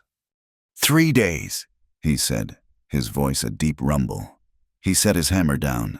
He ripped off his heavy leather apron. 3 days is too long. He grabbed a saddle, throwing it on the back of a fast, lean horse in the corral. "Tucson is a night's ride. The territorial judge will have this." He slapped the ledger. "Before the sun comes up, he will see the thumbprint." "I have to go back," May said, clutching her arm. "Sister Agnes, San, they are still—" Sister Agnes appeared in the alleyway, her donkey trotting behind her. She had her medical bag. "Isaiah will carry the paper," the nun said, her voice firm. "We, child, will carry the water." She came to May and began to unbutton her sleeve, her hands quick and practiced. Isaiah swung into the saddle. He looked at May, his eyes full of a respect she had never seen from anyone. "You did well, May O'Rourke. Your roots are deep." He turned the horse and rode, hard, for the south, the ledger safe in his saddlebag. May stood, swaying, as Sister Agnes began to clean her wound. The nun's touch was firm. "The canyon held," she said quietly. "Son's strategy worked, but they are low on bullets. And Crookshank is still out there. We have to go back. They will need a healer." May nodded. The fight for the book was over, but the fight for the river, and for the people, had just begun. The return to Box Canyon was a journey into a war zone. The moon was high, casting the world in shades of silver and black, but the air was poisoned with the smell of gunpowder. May's arm, tightly bandaged by Sister Agnes, was a throbbing, dull ache, a constant reminder of how close death had come. Sister Agnes, mounted on her donkey, was a silent, determined shadow, her medical bag bumping at her side. They slipped past the blockade at the canyon mouth. Boyd's posse was still there, but they were no longer an organized force. They were a scattered, nervous camp, licking their wounds from the rockfall and the humiliating retreat. Fires burned, but the men sat far from them, afraid of a rifle shot from the darkness. San found them at the entrance to the hidden valley. He did not emerge from the shadows. He was simply there, a part of them. His gaze went first to Sister Agnes, a silent question. "Isaiah is away," the nun said, her voice low. "He rides for Tucson. The ledger is with him." A flicker of relief passed over San's face. Then his eyes found May. He saw the white bandage on her arm. His expression did not change, but his eyes hardened, a cold, dangerous light entering them. "The bullet," he said. It was not a question. "It only grazed me," May said quickly. "Sister Agnes cleaned it. I am fine." He looked at her, then at Sister Agnes. The nun nodded. "The girl is strong, but the wound is from a rifle, not a pistol." "Crookshank," San said. The name was a flat, hard stone. He looked back at May. "You did not run." "She was magnificent," Sister Agnes said. She faced him down. May blushed in the darkness, embarrassed by the praise. He said he was the one who set the dynamite. He wanted the book to hide his own guilt." "It does not matter," San said, turning. "The book is gone. The proof is on its way. Now, we live." The camp was quiet, but it was the quiet of exhaustion, not peace. Taza and his men were cleaning their rifles, their ammunition almost gone. Elder Naichi was sitting with the women, his face a mask of worry. They had won the first battle, but Kincaid's clock was still ticking. 3 days. No, 2 days now. Sister Agnes went immediately to the wounded. San led May away from the main camp, up a small, steep path to a shallow cave, high in the cliff wall. It was a lookout post, a place to rest, sheltered from the wind. "You will be safe here," he said. "Rest. The dawn will come soon." He built a small fire, just a handful of dry twigs, enough to break the chill, but not enough to cast a light that could be seen from below. They sat, the two of them, watching the tiny flames. The silence in the cave was thick, broken only by the crackle of the fire and the distant, unhappy murmur of Boyd's camp. May looked at the man beside her. He was watching the valley, his rifle resting across his knees. He was a guardian, a stone wall, and he was, she realized, exhausted. "They will be back," May said, her voice barely a whisper. "They will come," he agreed. She did not know why she said it. Perhaps it was the night, or the wound in her arm, or the impossible, terrifying intimacy of sitting alone with him, high above the world. The old, ugly words, the ones she had lived with her entire life, rose up. "When you found me," she said, her voice so low he had to lean his head to hear her, "in the kitchen yard, and you told me to run, I almost did not." He turned his head. His gaze was steady in the firelight. "I thought, what is the use?" she whispered, the confession tearing from her, raw and painful. "He would have caught me, or someone else would have. It did not matter. When you look like I do, you learn to be invisible. It is the only safety. I am plain. I am ugly." The word hung in the small cave, a terrible, heavy thing. She had never said it aloud to another living soul. "I have scrubbed floors," she continued, her voice gaining a thin, bitter strength. "And men would set their muddy boots on the floor right where I was, as if I were a part of the wood. Mistress Bell, she only hired me because I was plain. No trouble. She said no man would look twice. And she was right. They never did. They looked right through me." She looked at her hands, the chapped, strong hands that had scrubbed and hauled and fought. "I thought, even if I ran, they would not look for me. Who would bother a plain, stupid girl from the Copper Star? They would just get a new one." San was silent. He did not move. He just watched her, his face a still, calm mask. He let her speak. He let the poison out. She finished, and the silence that followed was heavier than the words had been. She felt ashamed, naked. She had shown him the one part of her that was truly broken. He did not speak. He set his rifle aside, the sound of the wood against the rock echoing in the quiet. He turned to her. He did not touch her face. Not first. He reached out and gently, so gently, he took her hands. He held them, palm up, in the small, flickering light of the fire. His hands were calloused, hard, the hands of a warrior. Hers were red, raw, scarred from lye soap and hard work. He held them as if they were treasure. His thumb, rough and warm, traced the small, white scar on her right palm, where she had cut herself on a broken bottle. He traced the calluses on her fingertips. He did not pity them. He honored them. He released her hands. May thought he was finished, but he was not. He moved, shifting closer. His fingers, slow and deliberate, touched the bandage on her arm.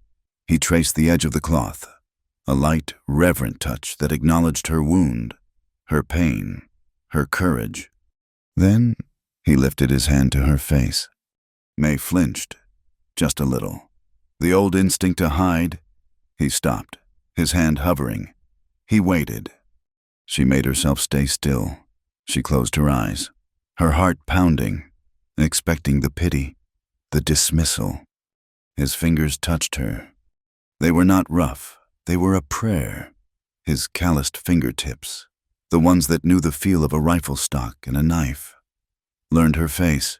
He touched her as if she were a sacred thing, something he was trying to understand, something precious. He traced the line of her strong jaw, the one she had always thought was too square, too heavy. His fingers brushed the hair, still damp with sweat and dust, from her broad forehead. He touched her closed eyelids, a touch as light as a moth's wing. And then his thumb brushed her mouth, her wide, plain mouth. May's breath caught in her throat. She opened her eyes. He was looking at her, his own eyes dark and full of a profound, quiet understanding. He was not looking at a plain face. He was looking at her. "There is no part of you," he said, his voice a low, rough whisper, "that needs to apologize." It was not a compliment. It was not a denial of what she had said.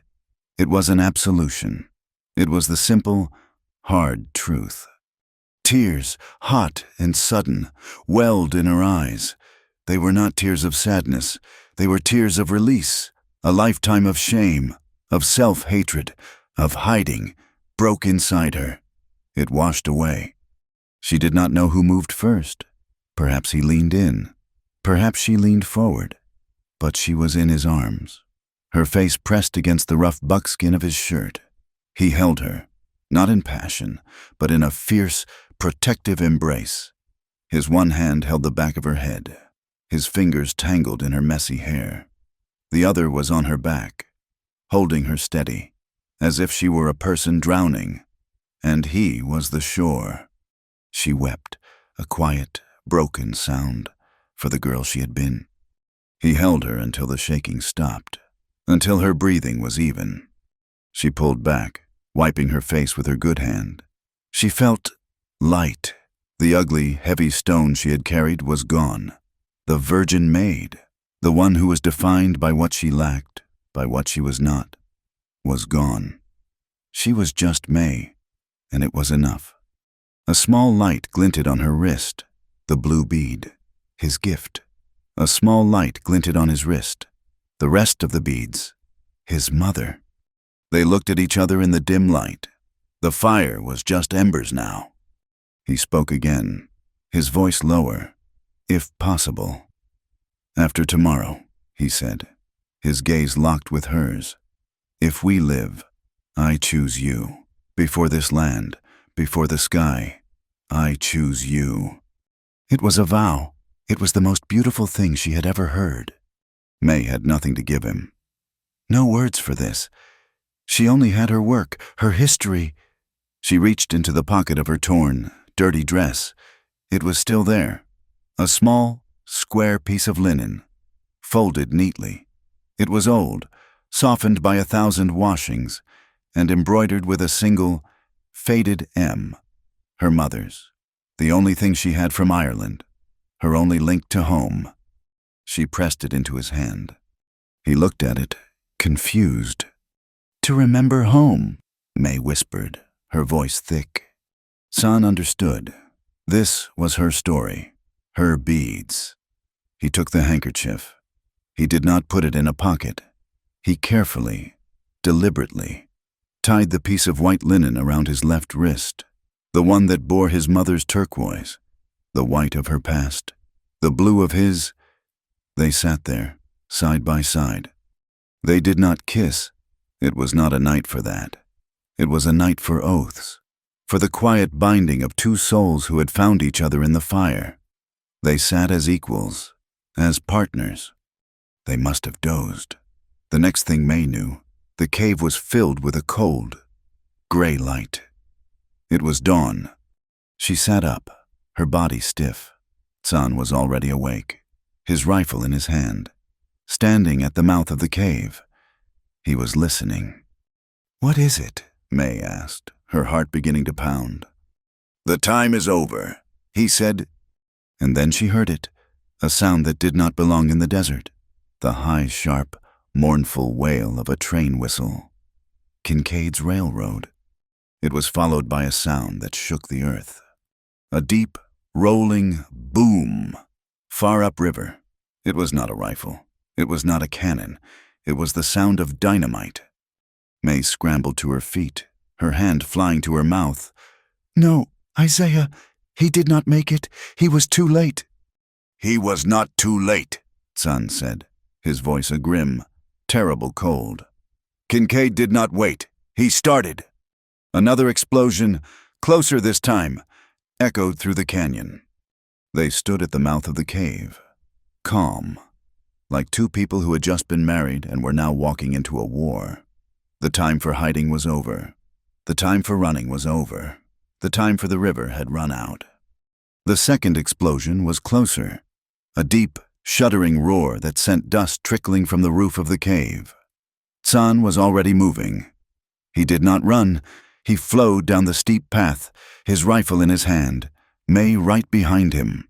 Her arm was a dull, hot fire, but the adrenaline burned hotter. They reached the valley floor. Sister Agnes was there, her face pale but set. Nietzsche and Taza were already gathering the men. The explosions had come from the north, from Kincaid's new railway spur, the one that led to the Narrows. "They are moving the dynamite," San said, his voice flat. The train whistle, high and thin, shrieked again. "By rail, to the dam site." "We cannot stop a train," Taza said, his voice raw with fury. "They have already won." "No," May said, her voice surprisingly clear. She was breathing hard, but her mind was sharp. "That was a small blast, to clear the track, the big one, the one to block the river. That will be on the train." San looked at her, a question in his eyes. I used to watch Isaiah," May explained, her words coming fast. "At the forge, men from the mine would bring him things to fix. They talked about the dynamite. They used small charges to set the big ones. That whistle, that train is carrying the main charge, and it is moving." "The bridge," San said, his eyes locking with hers. He knew. "The new wooden trestle. It crosses the wash, before the dam." It was the only place, a high, rickety bridge of raw pine, built to get the train to the Narrows. If they could stop the dynamite car there, they could stop the blast. "A plan," Sister Agnes said, her voice a calm anchor in the chaos. "What is the plan?" San did not hesitate. "Taza, Natan, you come. We move fast. We stop the train." "And us?" Nietzsche asked, his voice heavy. "Hold the canyon," San said. "Boyd is still out there. He will hear the blasts. He will attack. Hold the passage." "What about me?" May asked. San looked at her. He saw the fire in her eyes, the bandage on her arm. He saw the woman who had faced him down, the woman who had held the book. "You know the dynamite," he said. It was not a question. "I know what they said about it," May said. "I know about the fuses, the timers. I think I know." "You come," he said. "Sister, stay here. Be ready for the wounded." The nun nodded, her lips a thin, white line. "Godspeed." They ran, San, May, Taza, and Natan. They did not take the canyon passage. San led them up a game trail, a heart-stopping, lung-burning climb that took them high over the rim and onto the flat, open mesa. Below them, they could see the raw, fresh scar of the railway line. And in the distance, a slow-moving plume of black smoke, the train. It was not a large train, just a small engine, a tender for wood and water, and a single, red flat car. On the flat car sat a massive, dark pile, covered in canvas. "It is moving slow," Taza panted, running beside San. "It is heavy," San said, "and the track is new." The track curved, heading for a deep, wide gash in the earth, a dry wash. The wooden trestle bridge spanned it. It was perhaps 400 yards long and 100 feet high. "We have to beat it there," San said. They ran, a desperate, silent race. They cut across the mesa, their feet pounding the hard, dry earth. May's lungs were on fire. Her arm throbbed with every step. But she did not slow. She looked at San's back. She saw the white linen of her mother's handkerchief, tied to his wrist, a small flag of hope. She ran faster. They reached the edge of the wash just as the train was chugging onto the far side of the bridge. The engine was pushing the red flat car, not pulling it. "They are coming this way," May gasped. "They will stop on the bridge," San said, his voice grim. "To set the final fuse, Crookshank." "How do you know? Who else would Kincaid trust with so much fire?" San said. As if summoned, Crookshank appeared. He was riding on the front of the engine, holding a rifle. He saw them.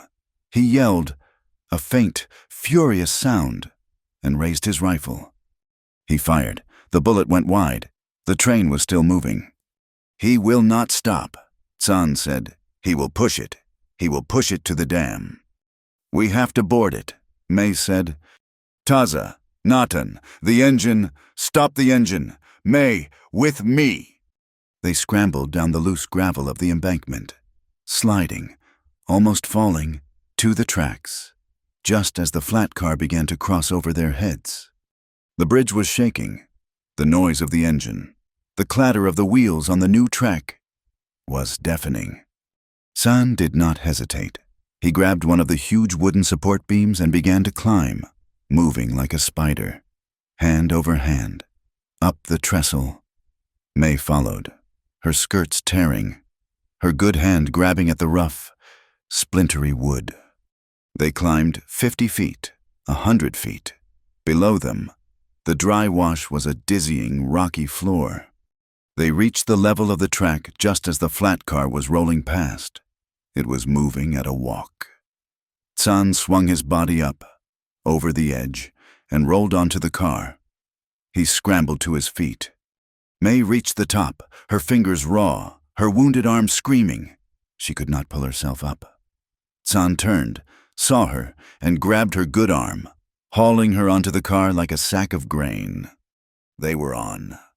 "The fuse!" May yelled, looking at the canvas-covered mound. But Crookshank was there. He had jumped from the engine and was walking toward them from the tender, a heavy iron wrench in his hand, a grin of pure malice on his face. "The bitch and the savage," he spat, the wind whipping his words away.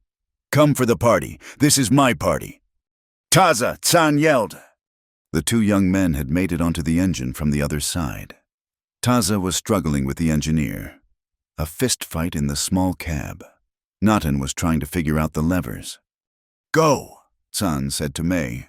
"The dynamite. I will hold him." San stepped forward, his knife in his hand. He did not want to fight on the dynamite. He moved, drawing Crookshank away, onto the narrow, shaking walkway of the bridge, beside the tracks. May scrambled to the mound. She ripped at the canvas. It was not one pile. It was a dozen barrels, all roped together. And in the center, a crate. She tore it open. Coils of fuse, detonator caps, and a clock. It was a timer, the kind she had seen on a flyer for new mining equipment. It was already ticking. The needle was moving toward the red pin. 5 minutes. She looked at it, her mind racing. How did it work? She remembered Isaiah, talking to a miner, his voice a low rumble. The connection, you fool. It is always the connection. Break the circuit. She saw the wires. 2 thin copper wires leading from the clock to a small brass cap. Crookshank and San were fighting. It was not a clean fight. It was a brawl. On a 6-inch beam, 100 feet in the air, Crookshank swung the wrench, a wild, killing blow. San ducked. The wrench hit the wooden railing, shattering it. San moved. Not with his knife, but with his body. He was a stone. He was stable. He grabbed Crookshank's wrist, twisting. The wrench went spinning, falling, disappearing into the canyon below. Crookshank roared and grabbed San, the 2 men locking together, swaying on the edge of the world. Maid turned back to the clock. Break the circuit. She grabbed a wire. It was screwed down tight. She had no tools. Her fingers, raw and bloody, could not get a purchase. The clock ticked. 3 minutes. From the end of the bridge, on the land, more men appeared. Silas Kincaid. He was on a horse, flanked by 2 of his hired guards, the ones with the repeating rifles, and beside him, looking pale and sick, was Sheriff Boyd. "Stop them!" Kincaid screamed, his voice thin with rage. "Stop that train!" One of the guards raised his rifle and fired. The bullet pinged off the engine's boiler. In the cab, Taza had won his fight. The engineer was unconscious. Taza looked at the levers. He pulled one. The engine gave a great, shuddering jolt, and the wheels locked. The train screeched, metal on metal, and stopped, dead, right in the middle of the bridge. The sudden stop threw San and Crookshank against the remaining railing. It splintered, cracked. Crookshank lost his footing. He went over. He screamed, a high, terrified sound, and grabbed, his hand catching the broken edge of the beam. He was dangling, his feet kicking over the abyss. "Stone!" he shrieked, his face white with terror. "Help me! Do not let me fall!" San stood above him, breathing hard, his hand gripping the white linen on his wrist. From the bank, Sheriff Boyd watched, his mouth open. He saw his deputy, his man, dangling. He saw the Apache, the man he had hunted, the man with a bounty on his head, standing over him, safe. San looked at Crookshank. He looked at the hate and terror in the man's eyes. Then he knelt, his own body braced, and reached down. He grabbed the front of Crookshank's shirt. With a great grunting heave, he hauled the larger man up and over, dumping him like a sack of feed onto the walkway. Crookshank lay there, gasping, sobbing. Sheriff Boyd just stared. He had come to kill this man, and this man had just saved the world, for a moment, tilted on its axis. "Shoot them!"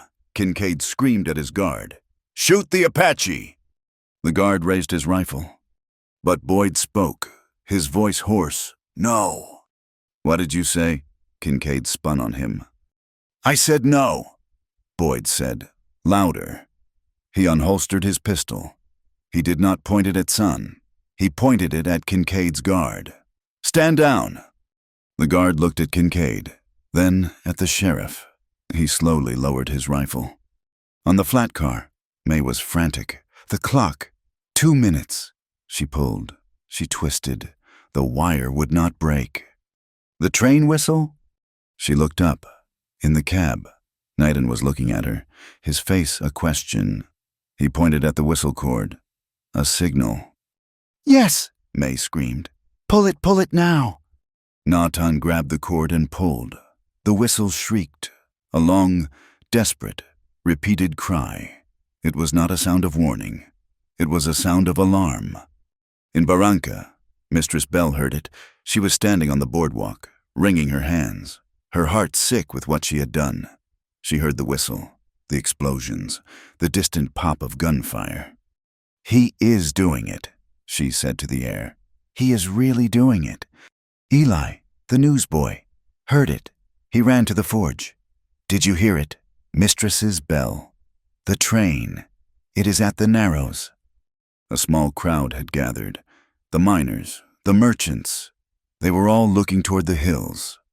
"He is stealing our water," a man said. "That is what that Apache said," another muttered. Mistress Bell looked at the crowd. She looked at her hotel, the one Kincaid held the paper on.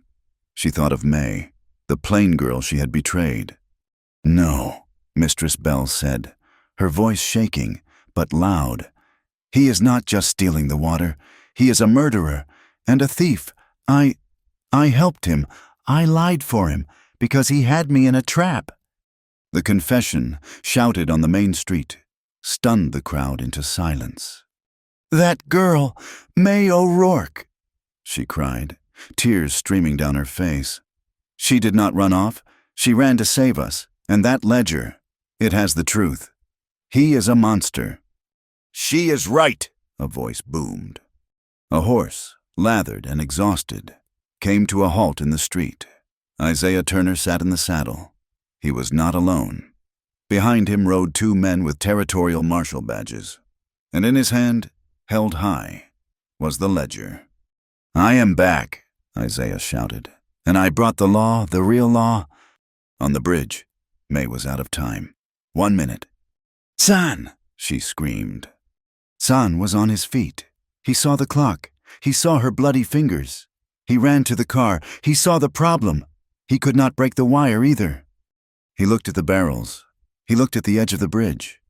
"The coupling," he yelled, pointing to the thick iron pin that connected the flat car to the engine's tender. May understood. San and Taza, who had jumped down from the cab, threw their weight against the pin. It was heavy, stiff with rust and new paint. Natan ran to help. The 3 men grunted, pulling. 30 seconds. The pin gave. It slid free. The flat car was unhooked.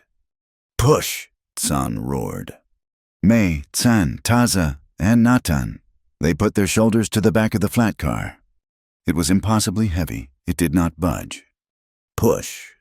Crookshank, still on his hands and knees, looked up. He saw the clock. He saw their desperation. He scrambled to his feet. "You fools," he croaked. He joined them. He put his massive, bulky shoulder against the car. The 5 of them, a savage, a maid, 2 young warriors, and a half-dead coward, pushed. The flat car, its wheels now free, began to move, slowly. 10 seconds. It rolled faster. "Jump!" San yelled. They threw themselves clear, back toward the engine, just as the flat car, carrying its burden of fire and death, rolled to the edge of the bridge and kept going. There was no track, there was just air. It hung, for a second, a perfect, impossible silence. Then it fell. It fell, end over end, into the deep, isolated pool of water that May had seen in the bottom of the dry wash. It hit the water with a tremendous final splash. A second later, a deep, muffled thump shook the earth. The water in the pool erupted, a massive, muddy geyser, and then was still. The dynamite was gone. The dam was not blown. The river was safe. On the bank, Silas Kincaid let out a scream of pure, animal rage. He pulled a pistol from his belt.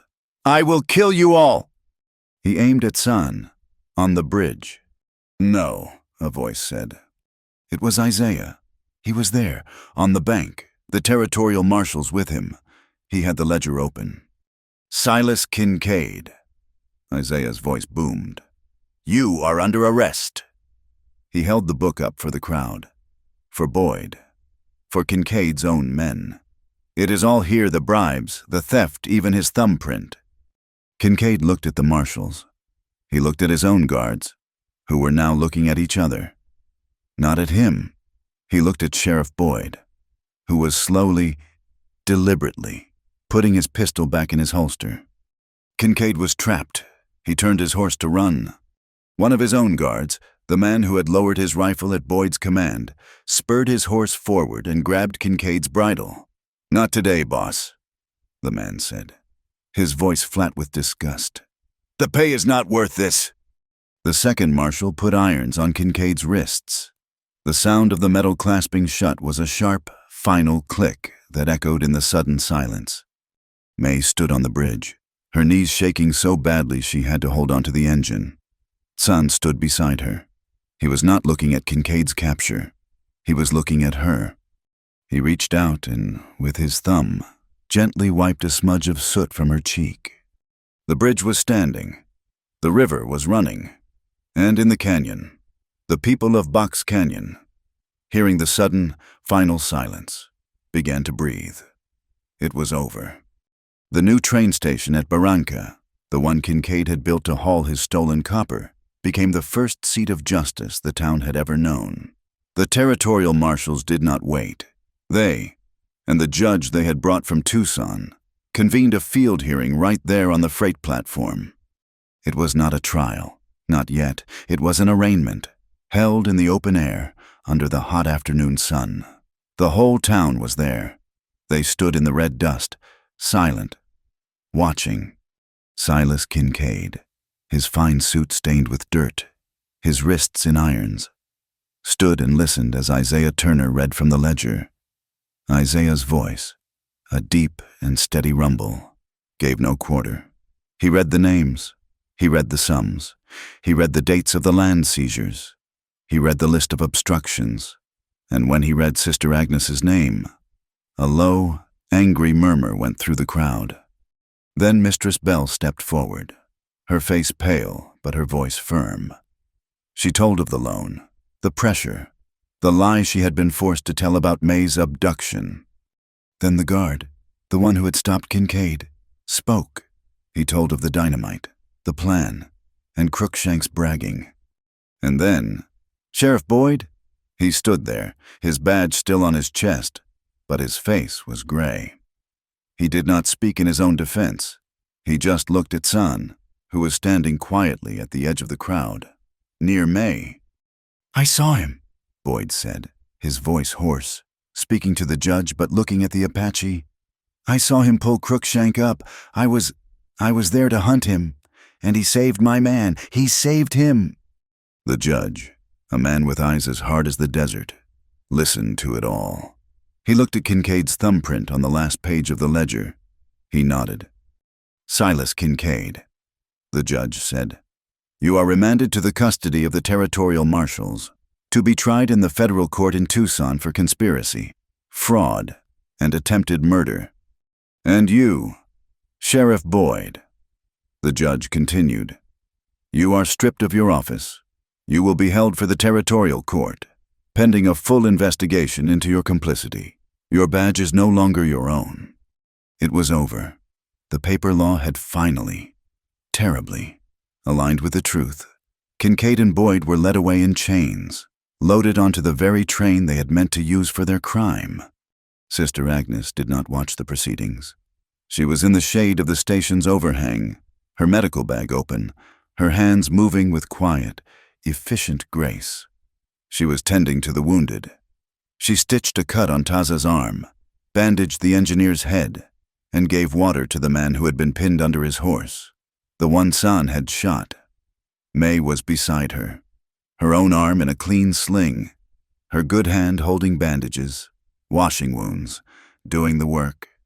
Mistress Bell stood at the door of the Copper Star.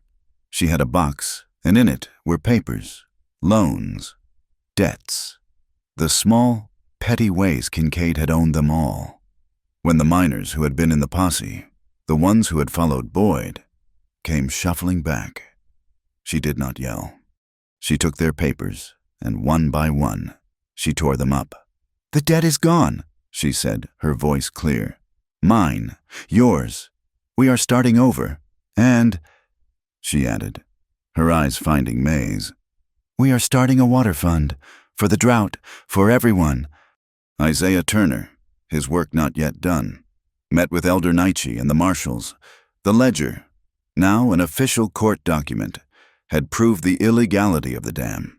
The judge issued a temporary writ, a piece of paper that, for the first time, had power. The Chiricahua's water, their land at the Narrows, was under territorial protection. For now. "It is a start," Isaiah said to Naichi, the marshal translating. "But it is a paper start. You need a lawyer. In Tucson."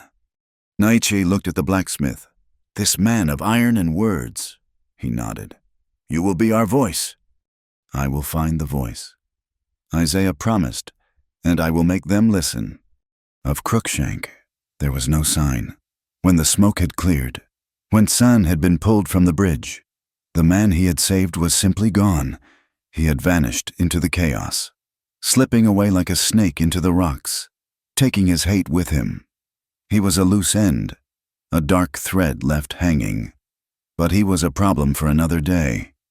That evening, the world felt quiet, cleansed. San and Maid did not stay in the town, with its sudden, noisy relief. They walked back to the canyon, back to the hidden valley. Elder Naiche was waiting for them. The people of the canyon were gathered, not in fear, but in peace. The fires were for cooking, not for smoke signals. San and May stood before the elder. There was no crowd, just Naichi and Sister Agnes, who had walked back with them, a silent, respectful witness. Naichi did not have a book. He did not have a law. He had water. He dipped the same wooden ladle he had offered May when she first arrived, beaten and terrified. He held it out. San took it and drank. He handed it to May. She drank. She handed it back to Naichi. "You came," Naichi said, his voice a low rumble. "Carrying fire and a book of lies. You leave, carrying truth. The water is safe. You are one people who have saved one people." He looked at San. "You have chosen." San nodded. He turned to May. In his hand was the string of turquoise beads. On his other wrist was her mother's white handkerchief. He took her right hand, the one that was not wounded. He gently untied the single blue bead from her wrist. He kept it. He took the larger string, his mother's string, and he tied it around her wrist. The circle of blue stones felt cool, heavy, and real against her skin. May's eyes filled with tears. She had nothing to give him in return. Then she remembered. She reached up with her good hand and untied the linen handkerchief from his arm. He watched her, a question in his eyes. She held it for a moment. Then, she tied it back onto his wrist. But this time, her fingers wove it between the blue beads, lacing the white of her past through the turquoise of his. "One, now, not two. We choose," San said to Naiche, his hand still resting on May's, the beads and the linen bound together. "It is done." Naiche said, "He was not a priest. He was a witness. The land has seen. Go, live." They walked back to the head of the valley as dusk fell. May saw some of the young Chiricahua girls, the ones whose brother's fever she had helped cool. They were watching her. She stopped. She did not know their words, but she pointed to the beads on her wrist, and then to the sky, and then she pointed to her own head. She made a motion of reading, of learning. The girls looked confused. Then one of them, the oldest, smiled. Sister Agnes, who had been watching, came to her side. "They do not know what a book is. Child." "I could teach them," May said, the thought coming to her, sudden and bright as the spring. "I can read. I can write." Sister Agnes smiled, a rare, full smile that lit her weary face. "A school," the nun said, "needs many things, but most of all, it needs hands that know how to wash and hands that know how to write. It seems you have both." The town of Barranca was different when they returned. The fear was gone. The open, ugly talk in the saloon was silenced.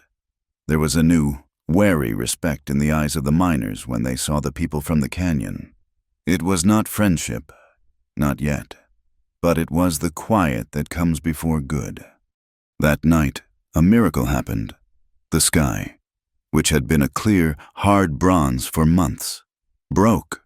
Clouds, gray and purple, rolled in from the east, and it rained. It was not a storm, but a soft, steady, soaking rain. The smell of the desert, of wet dust and creosote, rose up, a perfume, a blessing. May stood on the porch of the train station, her hand on the sling, and just breathed it in. San came and stood beside her. He was not looking at the rain. He was looking at her. The town was dark. The valley was quiet. The future was a blank, unwritten page. "Are we going home?" he asked, his voice low. May looked at him. She looked at the turquoise on her wrist, the white linen on his. She thought of the small, mean attic room. She thought of the cave. She thought of the valley. "Yes," she said, "home." The desert has a long memory, but it also has a profound capacity for new life. Several months after the rain, in the spring of 1880, the land was, for a short time, covered in a fragile carpet of yellow and purple flowers. And on the rise, halfway between the mouth of Box Canyon and the edge of Barranca, a new building stood. It was not a fort, nor was it a church, though it held a little of both. It was made of cypress wood, which smelled sharp and clean, and it had a bright tin roof that shone in the sun. It was a school, a way station, and a home. In the front yard, 2 heavy posts were set deep in the earth, and between them, suspended by thick, oiled leather, was a swing. Isaiah Turner had forged the iron fittings himself, and the seat was a smooth, wide piece of polished mesquite. A wooden sign, carved by hand, hung over the doorway. The letters were not perfect, but they were clear. It read, "House of Water and Words." Inside, May O'Rourke stood at the front of a small room. Her hair was no longer in a tight, paned bun. It was braided, a thick, reddish-brown rope that hung down her back. Her dress was simple, made of blue calico, and the sleeve of her left arm was whole, the scar beneath it a thin, white line. She was pointing to a slate, upon which she had chalked the word river. "This," she said, her voice clear and steady, "is the water A half-dozen children, Chiricahua and 3 from the town, sat on the floor, watching her. They repeated the word, their voices a mix of Apache and English. Sister Agnes sat at a table in the back, mending a shirt. She was the school's nurse, its quartermaster, and its heart. She looked up, and a small, satisfied smile touched her mouth.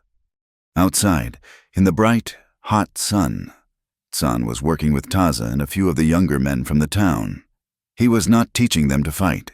He was showing them how to build a small dam, not to stop a river, but to slow the water in a dry wash, to let it sink deep into the earth, to hold it. He was teaching them how to plant the corn, the old way, in hills, not rows. He was teaching them to listen to the land, to understand its language. The work of the day ended as the sun began to dip. The 2 worlds, the one of water and the one of words, came together. Their wedding, by the laws of the territory, had been a simple thing, held in the yard a month before. The territorial judge, the new one, had officiated. Isaiah Turner, his face scrubbed clean, had stood as San's witness. Mistress Bell, who had sold the Copper Star and now ran the town's water fund, had stood as May's. Mistress Bell had cooked a stew, a massive pot of it, and the whole town, new and old, had come. They had eaten under the stars, and for the first time in Barranca's history, the sound of laughter had been louder than the sound of saloon gossip. That night, May had been nervous. It was one thing to stand before a judge. It was another to be a wife. But San had been patient. He had taken her hand, the one that wore his mother's beads, and led her inside their small, new home. He had not taken her. He had, once again, simply held her, letting her find her own way to him. He had learned her body with the same reverence as he had learned her face in the cave, and she had learned his, the scars and the strength. It had not been a taking, but a sharing, an equal, quiet joy. A letter had arrived from Tucson just the week before. Isaiah had read it aloud to them, his big voice booming with satisfaction. The territorial court had confirmed the writ. The San Pedro Narrows were a protected native area. The illegal dam project was permanently, legally, buried. And Silas Kincaid, the letter concluded, had been found guilty in a federal court. His name and his money were broken. He would spend the rest of his life in a prison far to the east, a place with stone walls and no sky. The news was a final, solid punctuation mark on the end of their fear. Now, as the day's heat gave way to the cool of the desert evening, San came and stood on the porch, waiting for May. She came out, wiping the chalk dust from her hands. He did not speak, but he looked at her, his gaze soft. He had changed. The stone was still there, the strength, the endurance, but the sadness he had carried, the one of being a man between worlds, was gone. He was a man who had built his own world. She came and stood beside him. He did not put his arm around her. Instead, he laid his hand gently on her stomach, a flat, warm pressure against the blue calico. It was a simple, quiet gesture, a question, a hope. May covered his hand with her own, her fingers lacing through his. She nodded. A slow smile, one May had only seen a few times, lit his eyes. He looked down at their joined hands, at the slight, barely noticeable curve of her. "If we have children," he said, his voice a low rumble, "they will know 2 languages, water and words." Inside the small house, hanging on a peg by the door, was the string of bright blue turquoise beads, and hanging beside it, the linen white and soft, was her mother's handkerchief. The 2 lines, knotted together, had become one. The world was changing. The train, Kincaid's train, still ran, but it no longer carried dynamite. It carried supplies. It carried mail. It carried people. As it passed, far in the distance, the engineer would often blow the whistle. 2 sharp, cheerful notes. It was not a threat anymore. It was a greeting. The town of Barranca had changed, too. When the hot months came, and the river ran low, the wagons came, but they were not Kincaid's men. They were settlers and miners and Mistress Bell, and they brought barrels of water from the town well, sharing what they had with the school, with the valley. They were learning the language of the land. May, standing there, her hand held by his, her body a quiet promise, thought back to that night in the cave, the night she had finally confessed her ugliness to the darkness. She remembered his touch, the way his fingers had worshipped the curves she had hated, the way he had honored the scars she had hidden. That touch, which had not taken, but given. It had not been a key. It had been a door, opening up a life she had never been brave enough to dream of. The girl who thought she was too ugly was gone. The woman who stood here was a wife, a teacher, a partner. She was, she knew, beautiful, not because her face had changed, but because she was no longer apologizing for it. The sun set, painting the high cliffs of the canyon in shades of deep rose and purple. The river, the San Pedro, ran free. It was not a wide river, or a powerful one, but it was theirs. It was alive. San squeezed her hand. She leaned her head against his shoulder. They stood, 2 small figures against the vast, open, and humane landscape, shoulder to shoulder, their roots deep, their future as bright and promising as the clear desert sky. Thank you so much for listening to this story. I am so glad you were here to share in May and San's journey. I would love to know where you are listening from, so please leave a comment below and share your thoughts. It is always a pleasure to connect with you all. And if you enjoyed this tale, please consider subscribing to my channel, Wild West Tales, and give this video a like. And if you really want to support the channel, press that hype button to help this story be heard by more people.